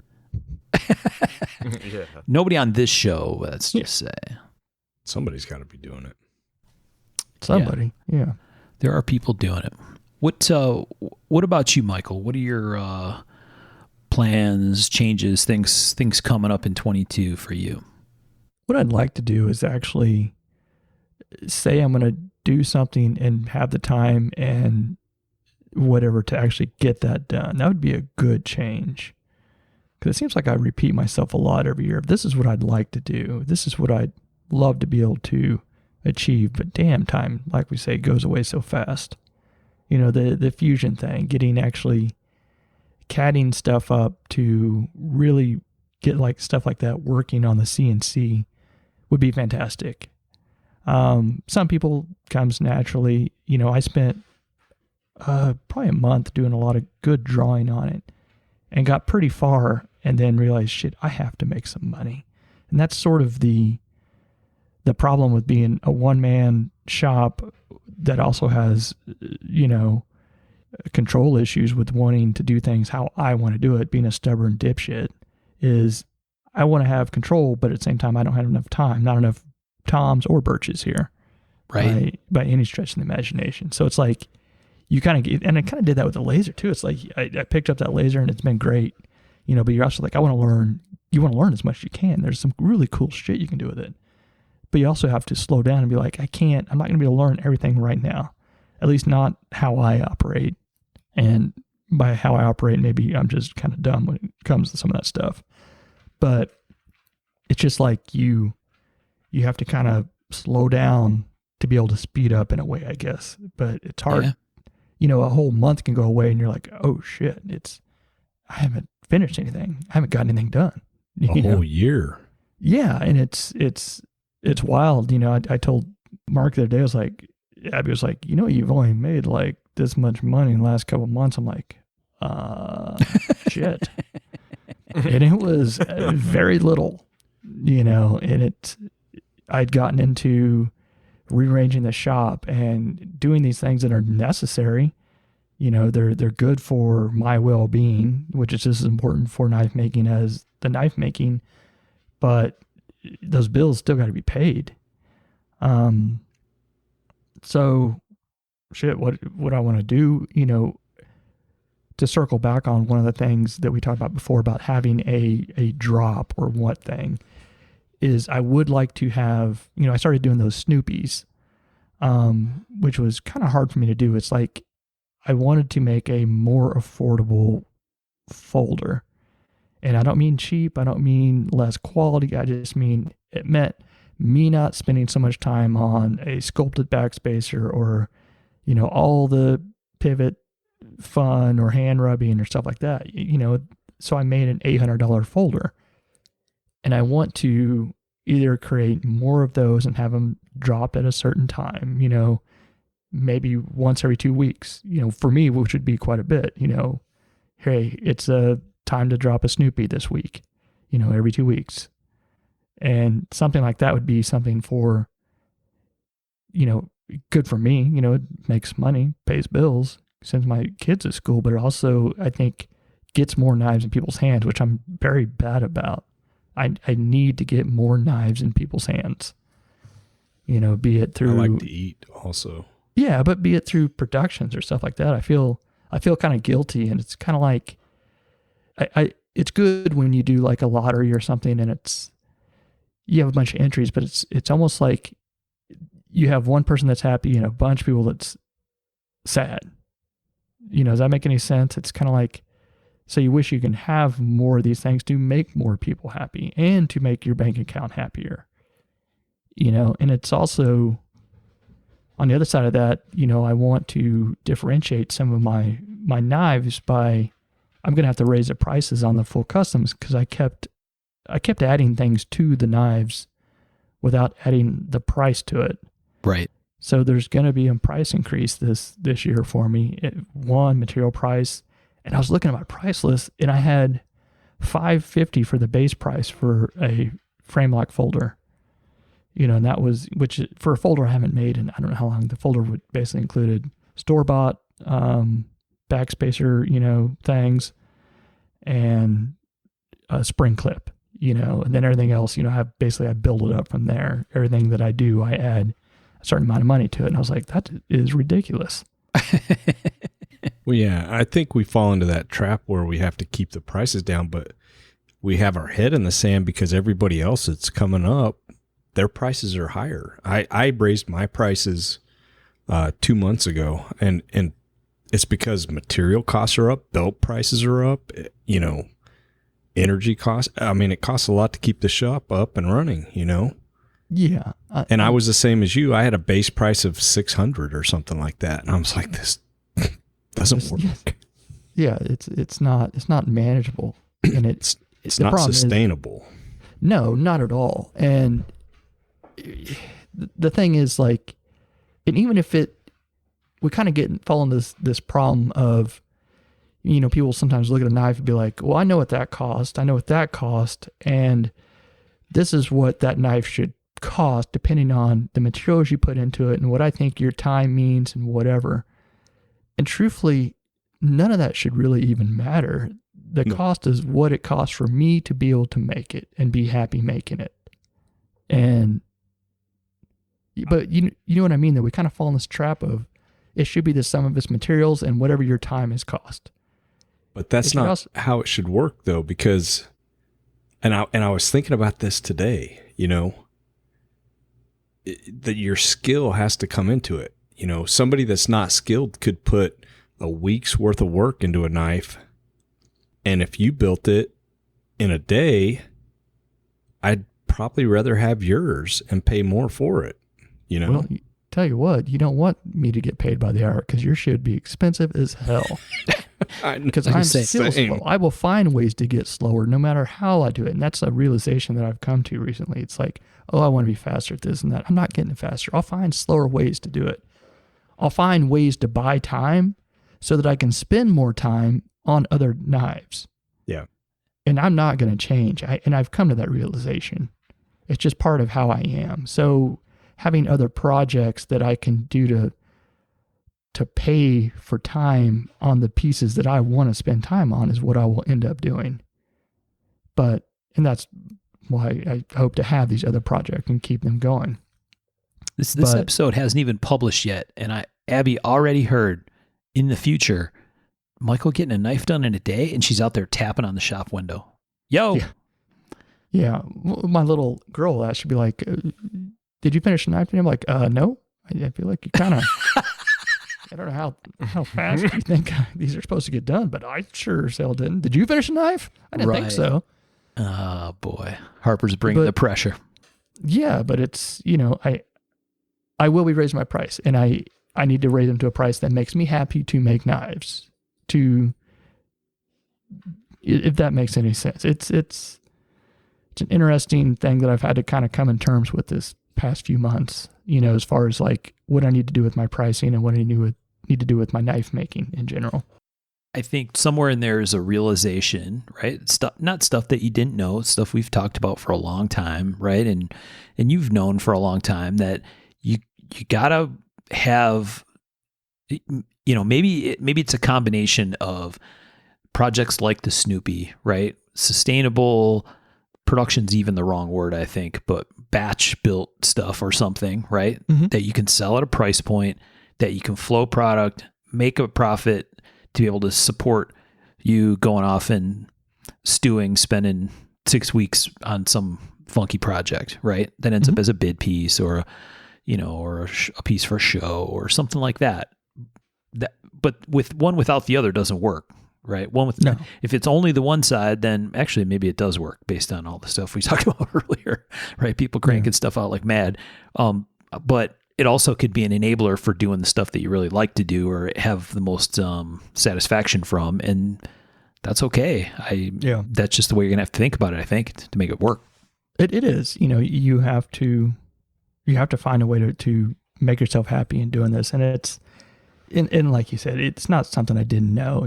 This will be coming on 20 years of knife making, and I still have a hard time separating business with this as a hobby. Sometimes I still think of it as a hobby, which I've been full-time, I don't know how long now.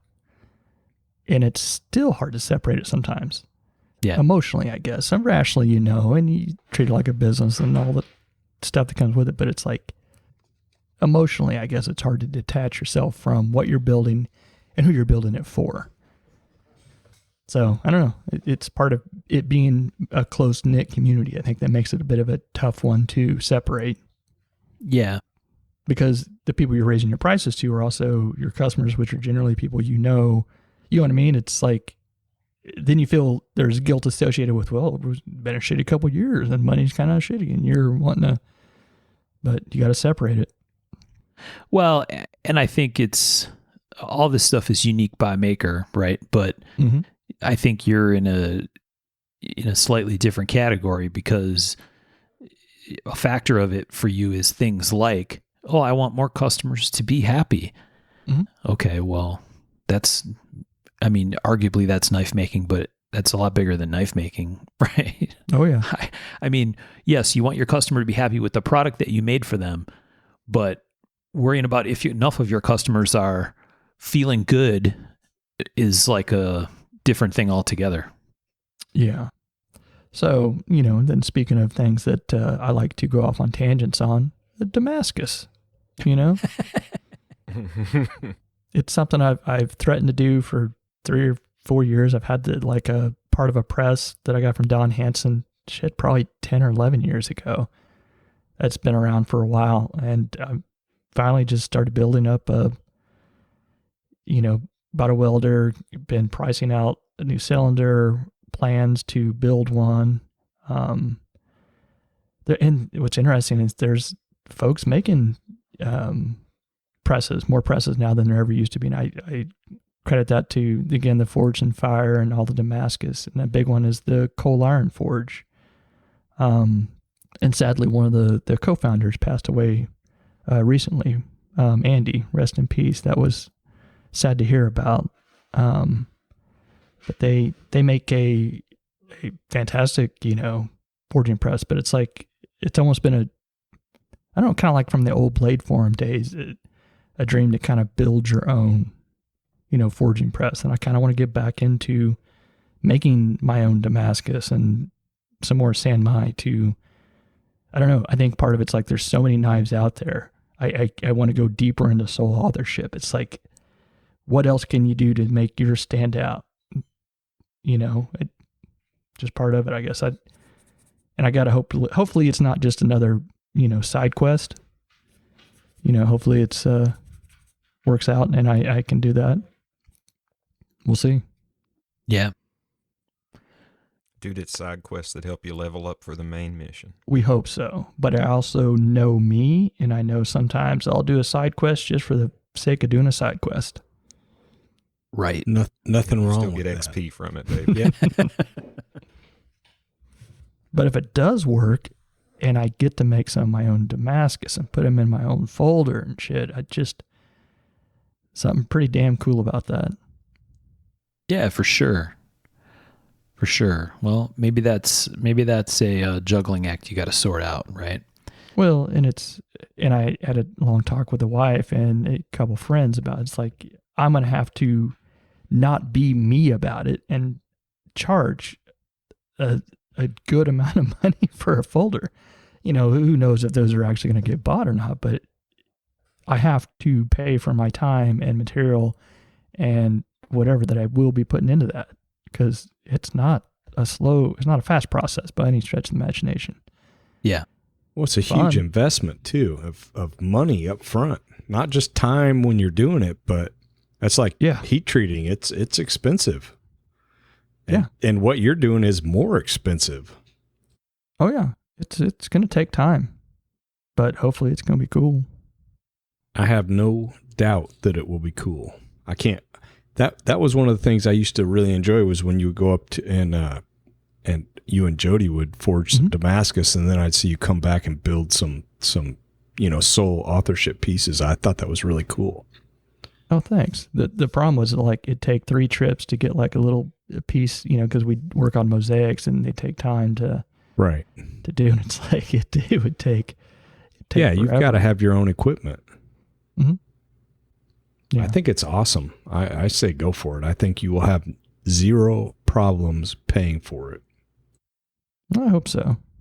But let's be honest, it's also going to be fun. Right. I think that's a good thing too, because I think too often we get bored doing the same things and then we get uninspired. Whereas if we can keep our mind engaged on a project and that kind of thing, I think it really, one, it's good mentally for our mental health. And 2, it keeps us more engaged and we become more productive and the stuff we do is more inspired. So I think it's a win-win all the way around.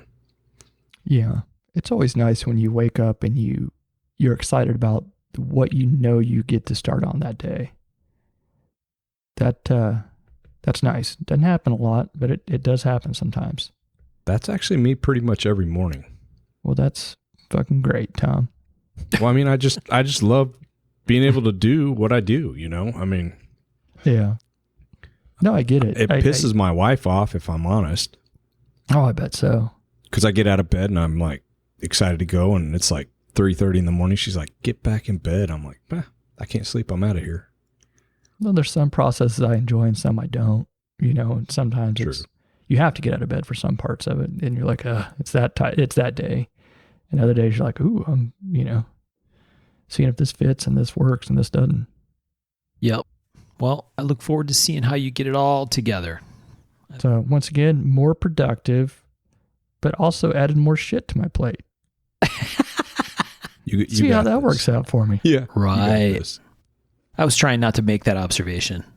Mm-hmm. All right. What about you, Sean? What about changes or plans or stuff? You got any new and different New Year's resolution, whatever you want to call it? Man, I would like to say I'm going to try to be more productive, but I'm past the point of kidding myself about that shit. So I'm just going to let that go. I want to make I want to do some mini knives, some smaller versions of, my big 3 that I do.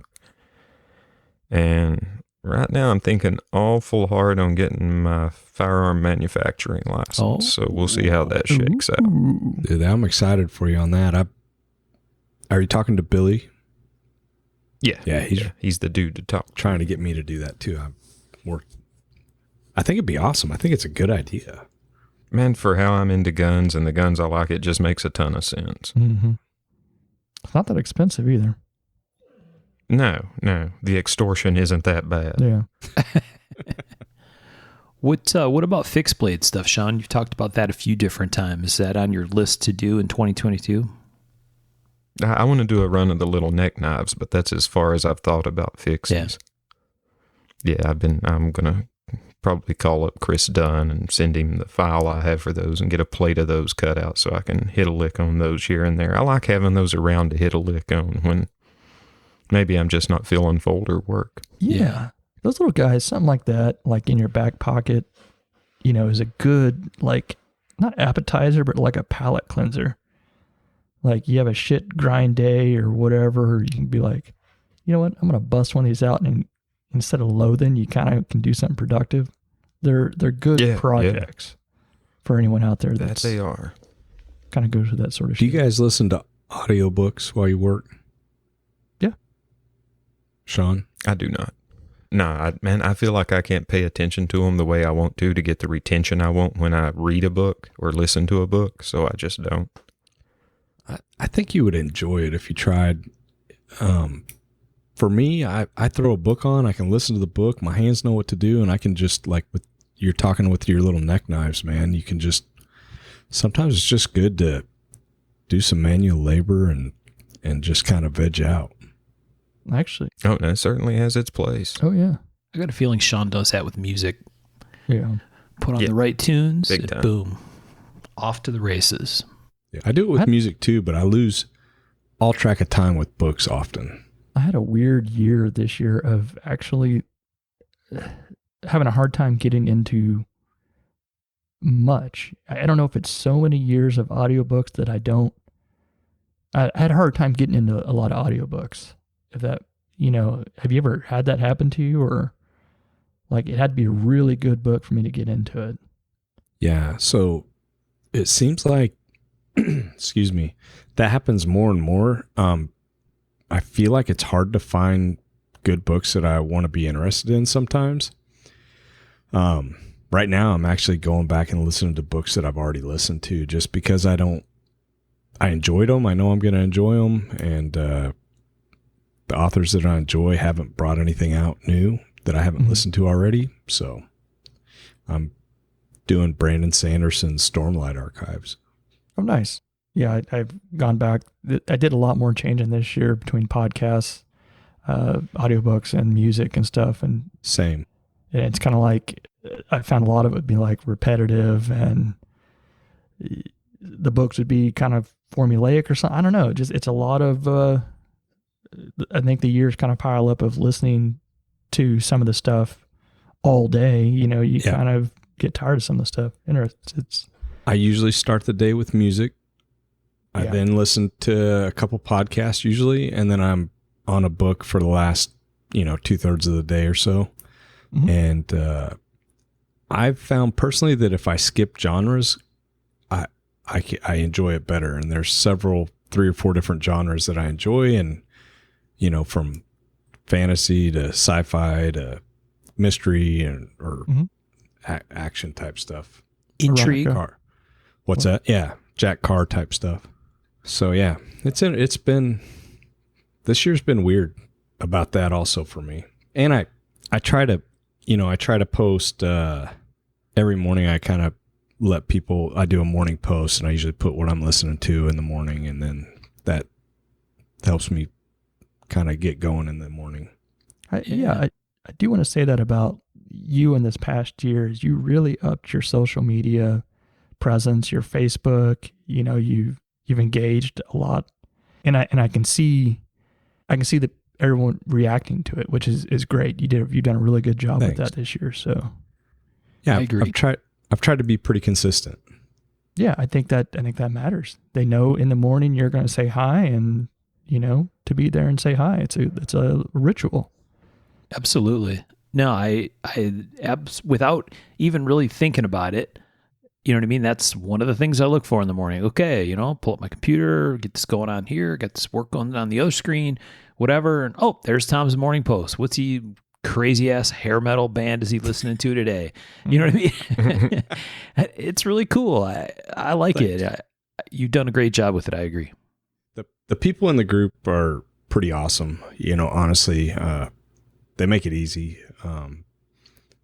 My group just kind of seems to run itself, and it's pretty awesome. And I just show up in the morning, and a lot of times I don't show up too much during the day because I just got my head down working. But I felt like I was not being part of my group for quite a while. I would try to be active, but I oftentimes would be heads down working. And I decided to try to, start off the day with, hey, welcome to the group. Good morning. Here's what's going on.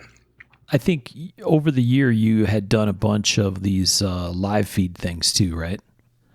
I haven't done as many as I had in the past. And I part of that is my equipment, the cheap stuff to hold the phone and stuff I don't know if it got stolen. That's a strong word when your kids take stuff, but I've bought some reappropriated. Yeah, I need to set it back up and get it going. But I do enjoy the live feeds. Ooh, do you have one of those circle lights? Yeah, I do. You're an influencer. He is. I don't know that I'm an influencer, but I do have the light. That's awesome. Yeah. It's kind of weird when you have glasses because it kind of puts like light circles around your eyes. So Yeah. Like it It accents your cheekbones beautifully though. Thank you. Thank you. That's awesome. Yeah. No, I think people really enjoy that morning thing. That's a good deal. And like you said, staying in contact with your customers matters. I think again, it's back a little bit to the brand, right? I think there's people that that don't do that, and that's okay, and it is what it is, right? But I think in your case, you're a guy that makes more knives than I think I'm going to go out on a limb and say any maker I know, which means you move a lot of knives too, right? And I think that all fits together very, very nicely. So there's people making more knives. I'm pretty sure of that, but we have fun and it, people get excited. So I really appreciate everyone. Yeah. What about, you guys got any makers to watch? We talked a little bit about Patrick Doyle earlier. I think he's doing good stuff. I really look forward to seeing where he goes this coming year. What, you guys got any other folks you want to point out or that you're going to personally keep an eye on?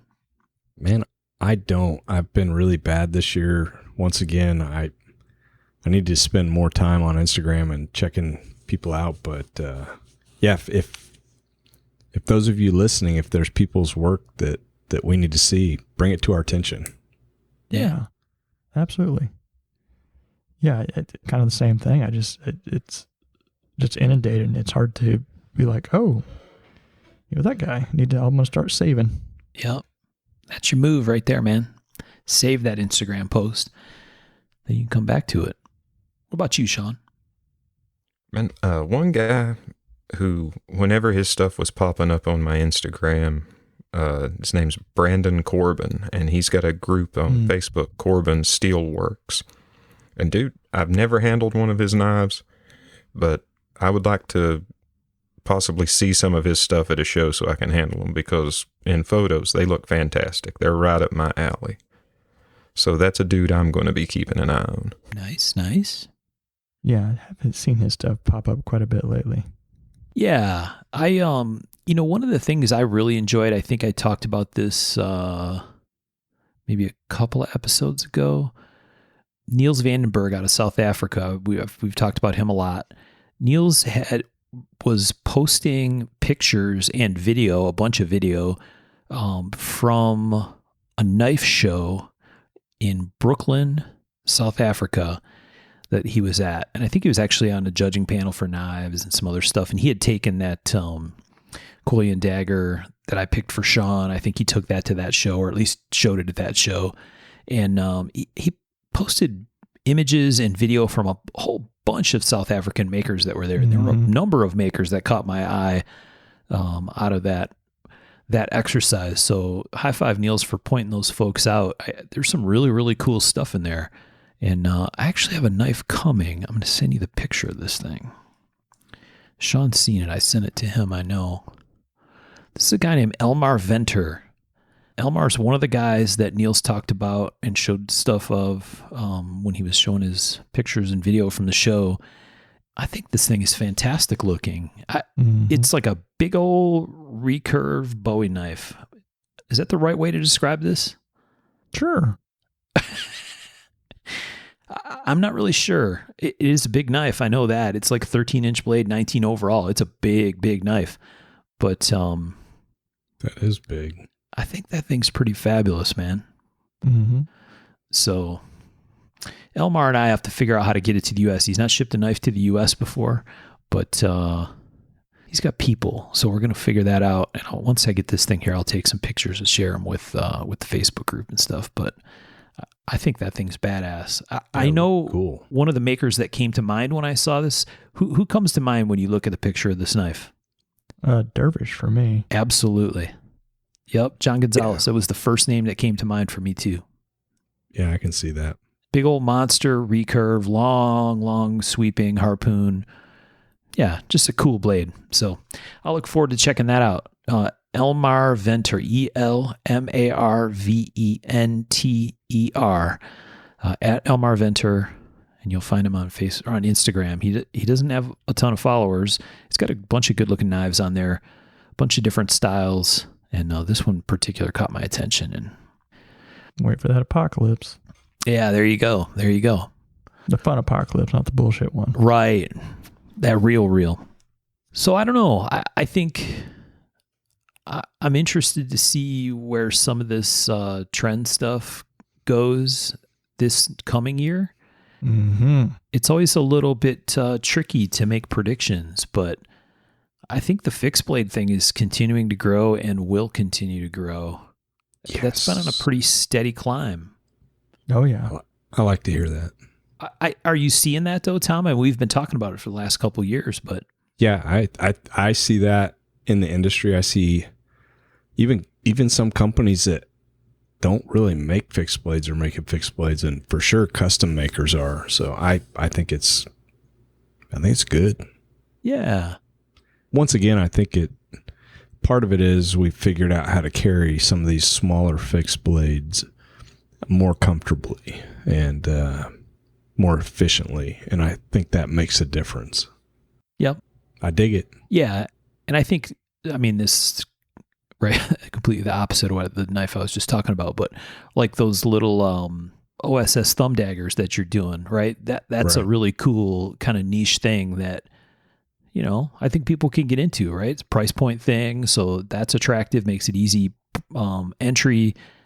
They're easy to carry and they're super cool. What's not to like about all that? Yeah, thanks. Hopefully there's a lot to like about it. So Yeah. What other kind of trends? What do you guys want to make any predictions about what we think we're gonna see this over the next year? Yeah, I got one. Step back.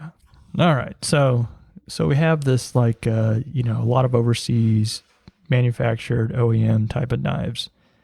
And if you watched like Marsh did a Mac, what did it stand for? I thought it was Sorry, like my dog. Marsh Almost Custom or something. Yeah, so you have this type of that's awesome. almost custom type of knife. And if you watch like F-Rose did one, and he had the parts made by HMC. You guys knew who that is? I think it's Hellion Machine Collective. Okay. Right. Jim Vandevelde. So he makes his own knives. He's a machinist, so he's making these parts for F-Rose. These, which this isn't news for anyone. Right. And he released these too, where it's kind of like makes the handle and he gets to grind the blade and put a price and tag them different. I don't know what he puts on them, but it's a different type of knife, a different price point, gets knives out there into people's hands and kind of does like what we talked about before about, now you have a consistent drop on something. And I believe he's doing one for someone else, another maker too, that he's talked about. And I was talking to him the other day and I was like, I think what you're doing is going to hit kind of like the mid-text did before. I think you're about to get real busy because I see that being a pretty popular thing to do, offering these guys that kind of don't do any CNC work, having something CNC'd and then being able to sell it. And I think that's going to be pretty popular this year. Yeah. That's a solid prediction. I like that. Mhm. And I think there's room for it. 100%.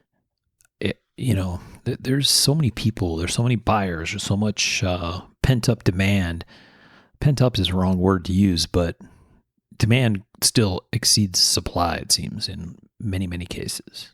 Yeah, it'll go balls out until it crashes and burns, but I think That's 2023's prediction. Just put that pretty one. much. I mean, that's just the nature of the beast. There'll be some makers do it and it gets pretty wild. Then every maker will end up doing it. And then you'll have guys that do it and don't say that they're having parts made. And you know how it's a cycle.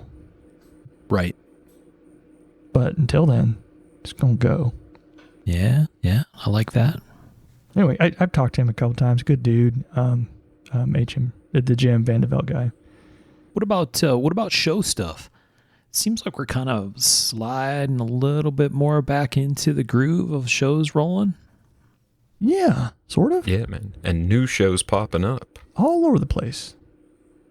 all over the place. Yeah. Sounds like there's going to be a Nashville show and a New York show. Yeah, that'd be cool. That's just kind of the rumors I've heard, which, I think it seems like there's room for that. I believe so, man. It seemed to me like Nashville this year was a rousing success. It sure felt like it.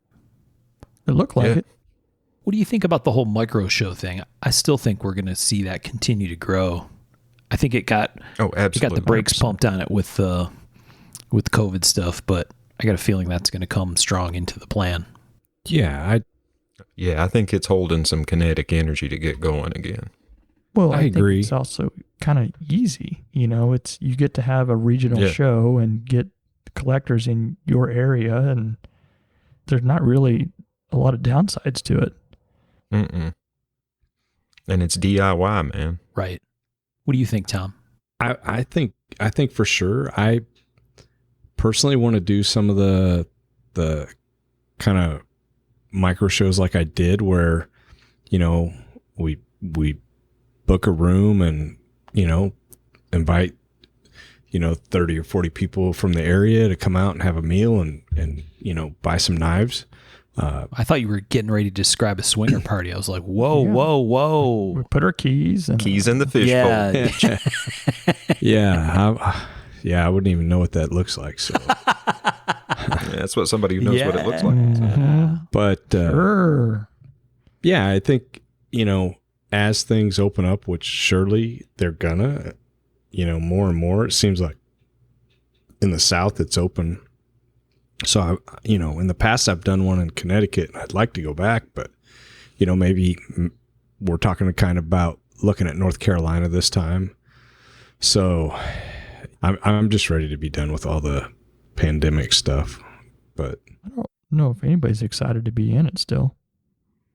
well, I think we're artificially in it now based on some of the stuff that seems to be coming out. But that's neither here nor there. I'm based on what works and what doesn't work. Bottom line, Tom's Trunk Show's back on the road, baby. Book it. That we're definitely gonna have some in 2022. Are you going to call it the No Masks Required tour? Yeah. Oh, T-shirts made. right. I get 10%. That's a great idea. Sean just needs a taste. That's all. Yeah. I just need to dip my beak, baby. You need a van, Tom. That's what you need. One of those Sprinter vans Dude, I told my wife that. with the big Crine logo on the side. You could do a little road tour. That'd be pretty sweet, right? No, dude, he needs a boogie van with a stylized pit bull on the side. Talking. Like an 18 van. Man, I'm telling you, you get some van set up. Tom's got the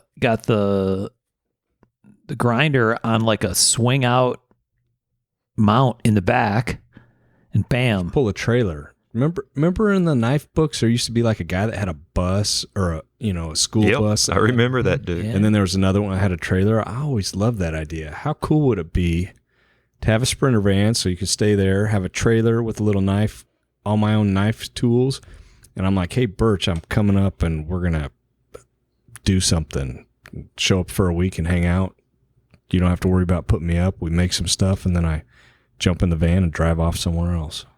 Yeah. Have you priced those vans out? Dude, they're expensive. Holy Yeah. shit.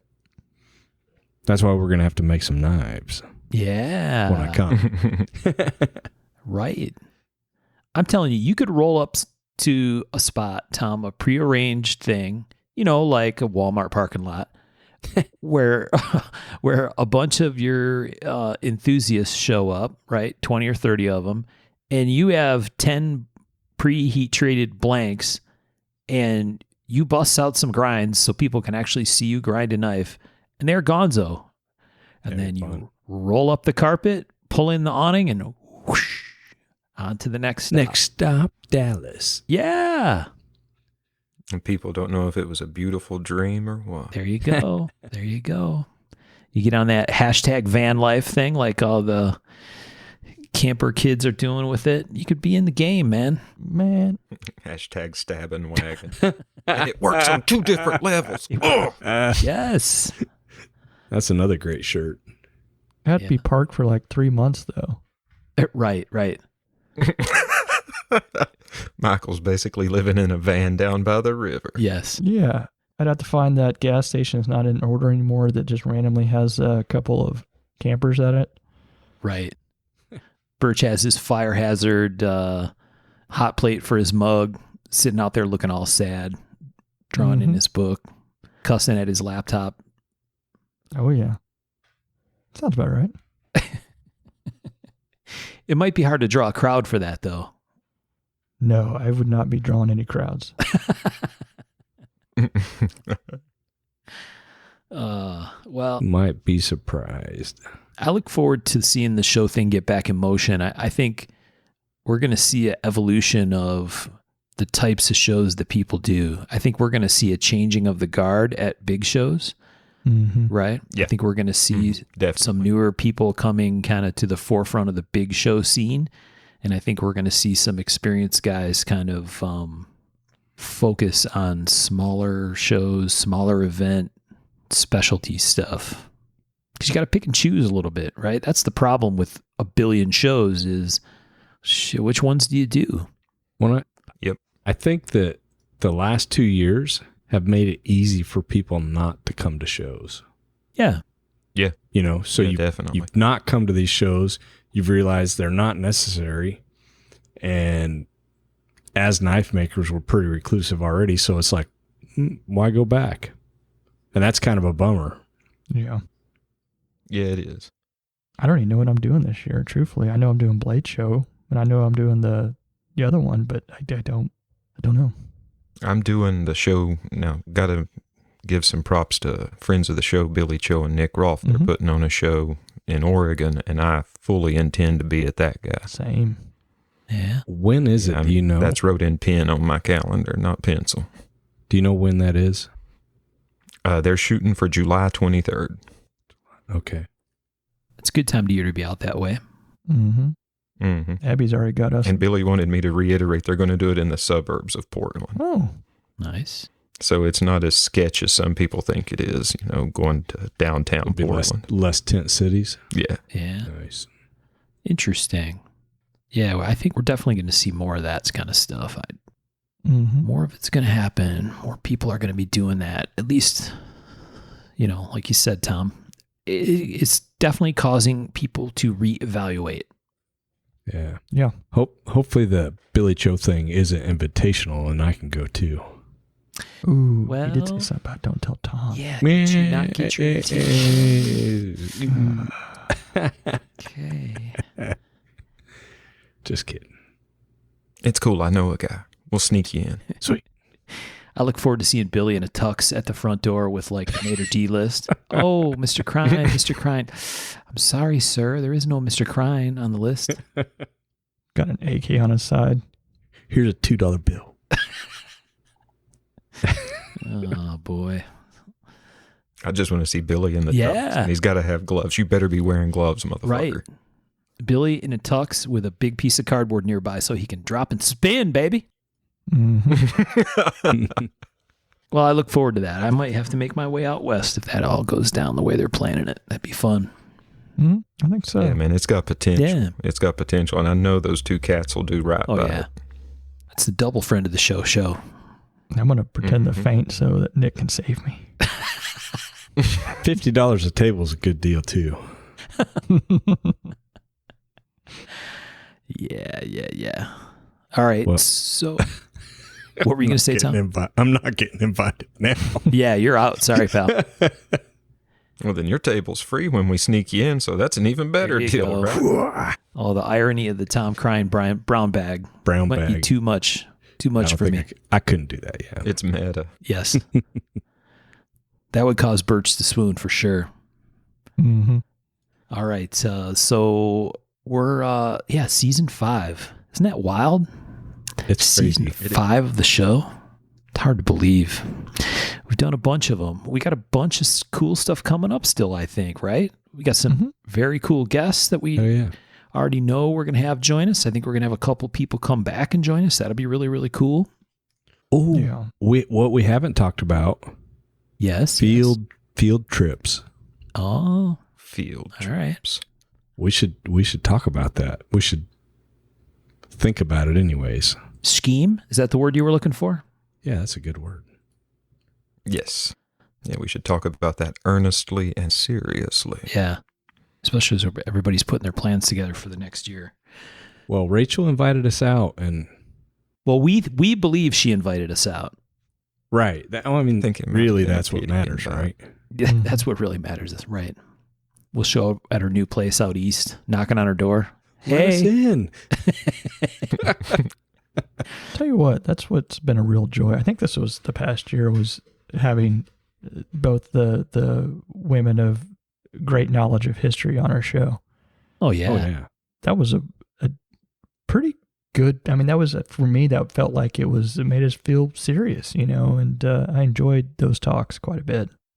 Oh yeah, to say the least. You talking like Grace and Rachel? Yeah. Yeah. The women of history. The women of history. I mean, it's just kind of cool because we're like, for me, I'm like a hobbyist almost. I mean, I guess it's my industry, right?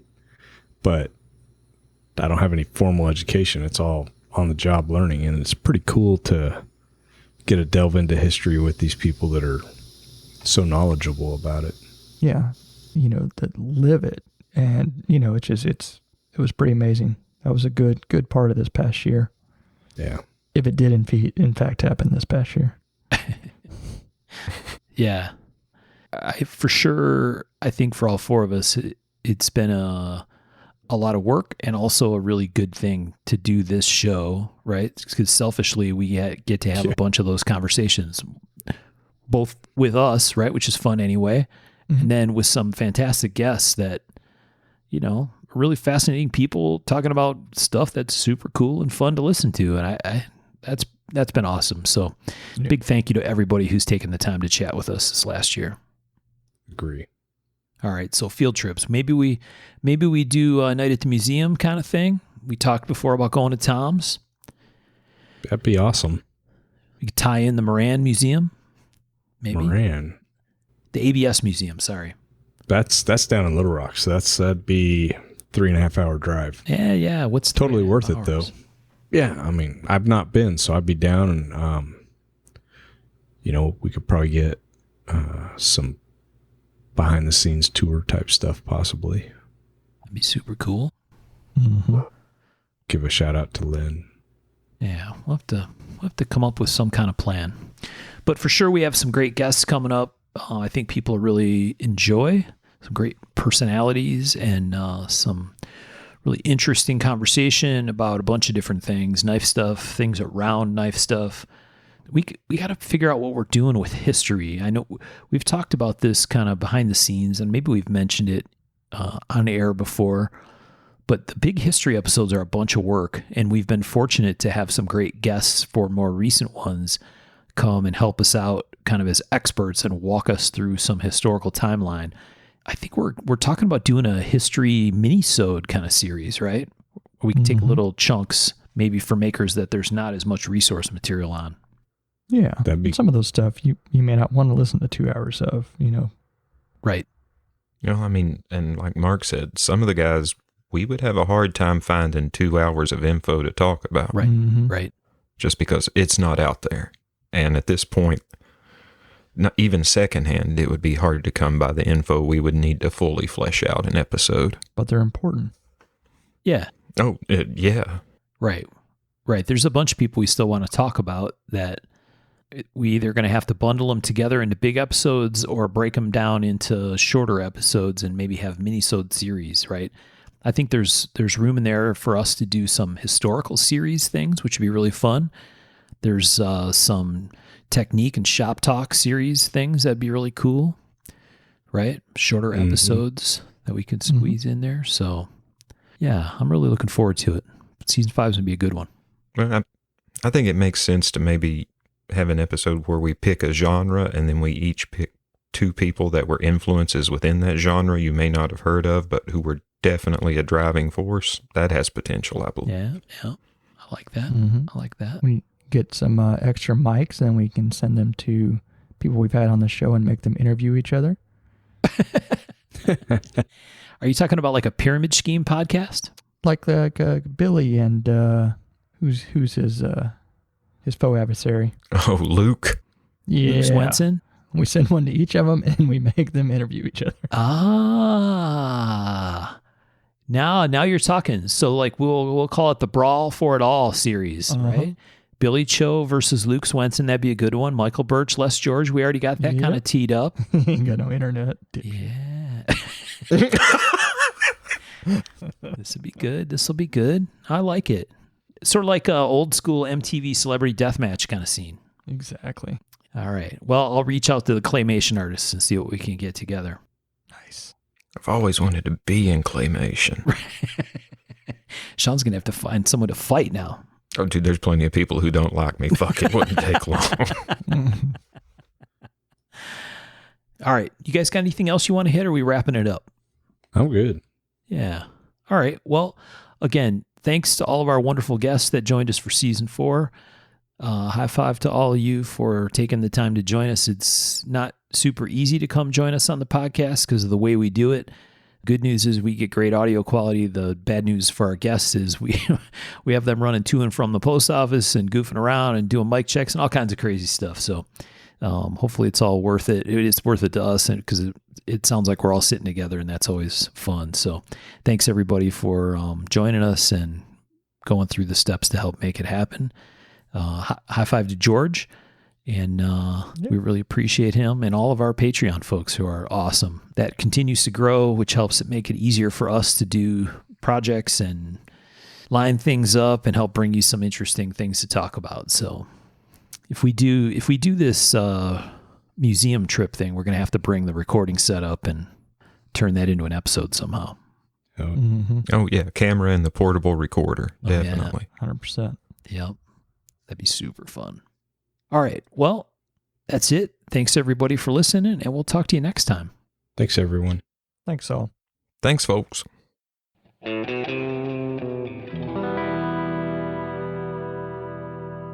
To learn more about our makers, you can find Tom Crine on the web at crineknives.net, in his Facebook group, Crine Knives, or in his Instagram account, @CrineKnives. For Michael Birch, check birchtreeblades.com, Facebook group Birch Tree Blade Works, or Michael's Instagram @BirchtreeBlades. For myself and the Raygun Bead Project, we're on the web at raygundivision.com. We have a Facebook group called Raygun Division, or my personal Instagram @msteiner. For those interested in photos, references from the show, or some discussion about the show itself, you can find us on the web at markofthemaker.com, in a Facebook group called Mark of the Maker, or on our Instagram @markofthemaker. Last but not least, the ultra cool and haunting background music we use for the show is a piece called Noir Guitar by Stevie's Amp Shack, found at the Free Music Archive and licensed under Creative Commons CC BY 4.0. Thanks for listening.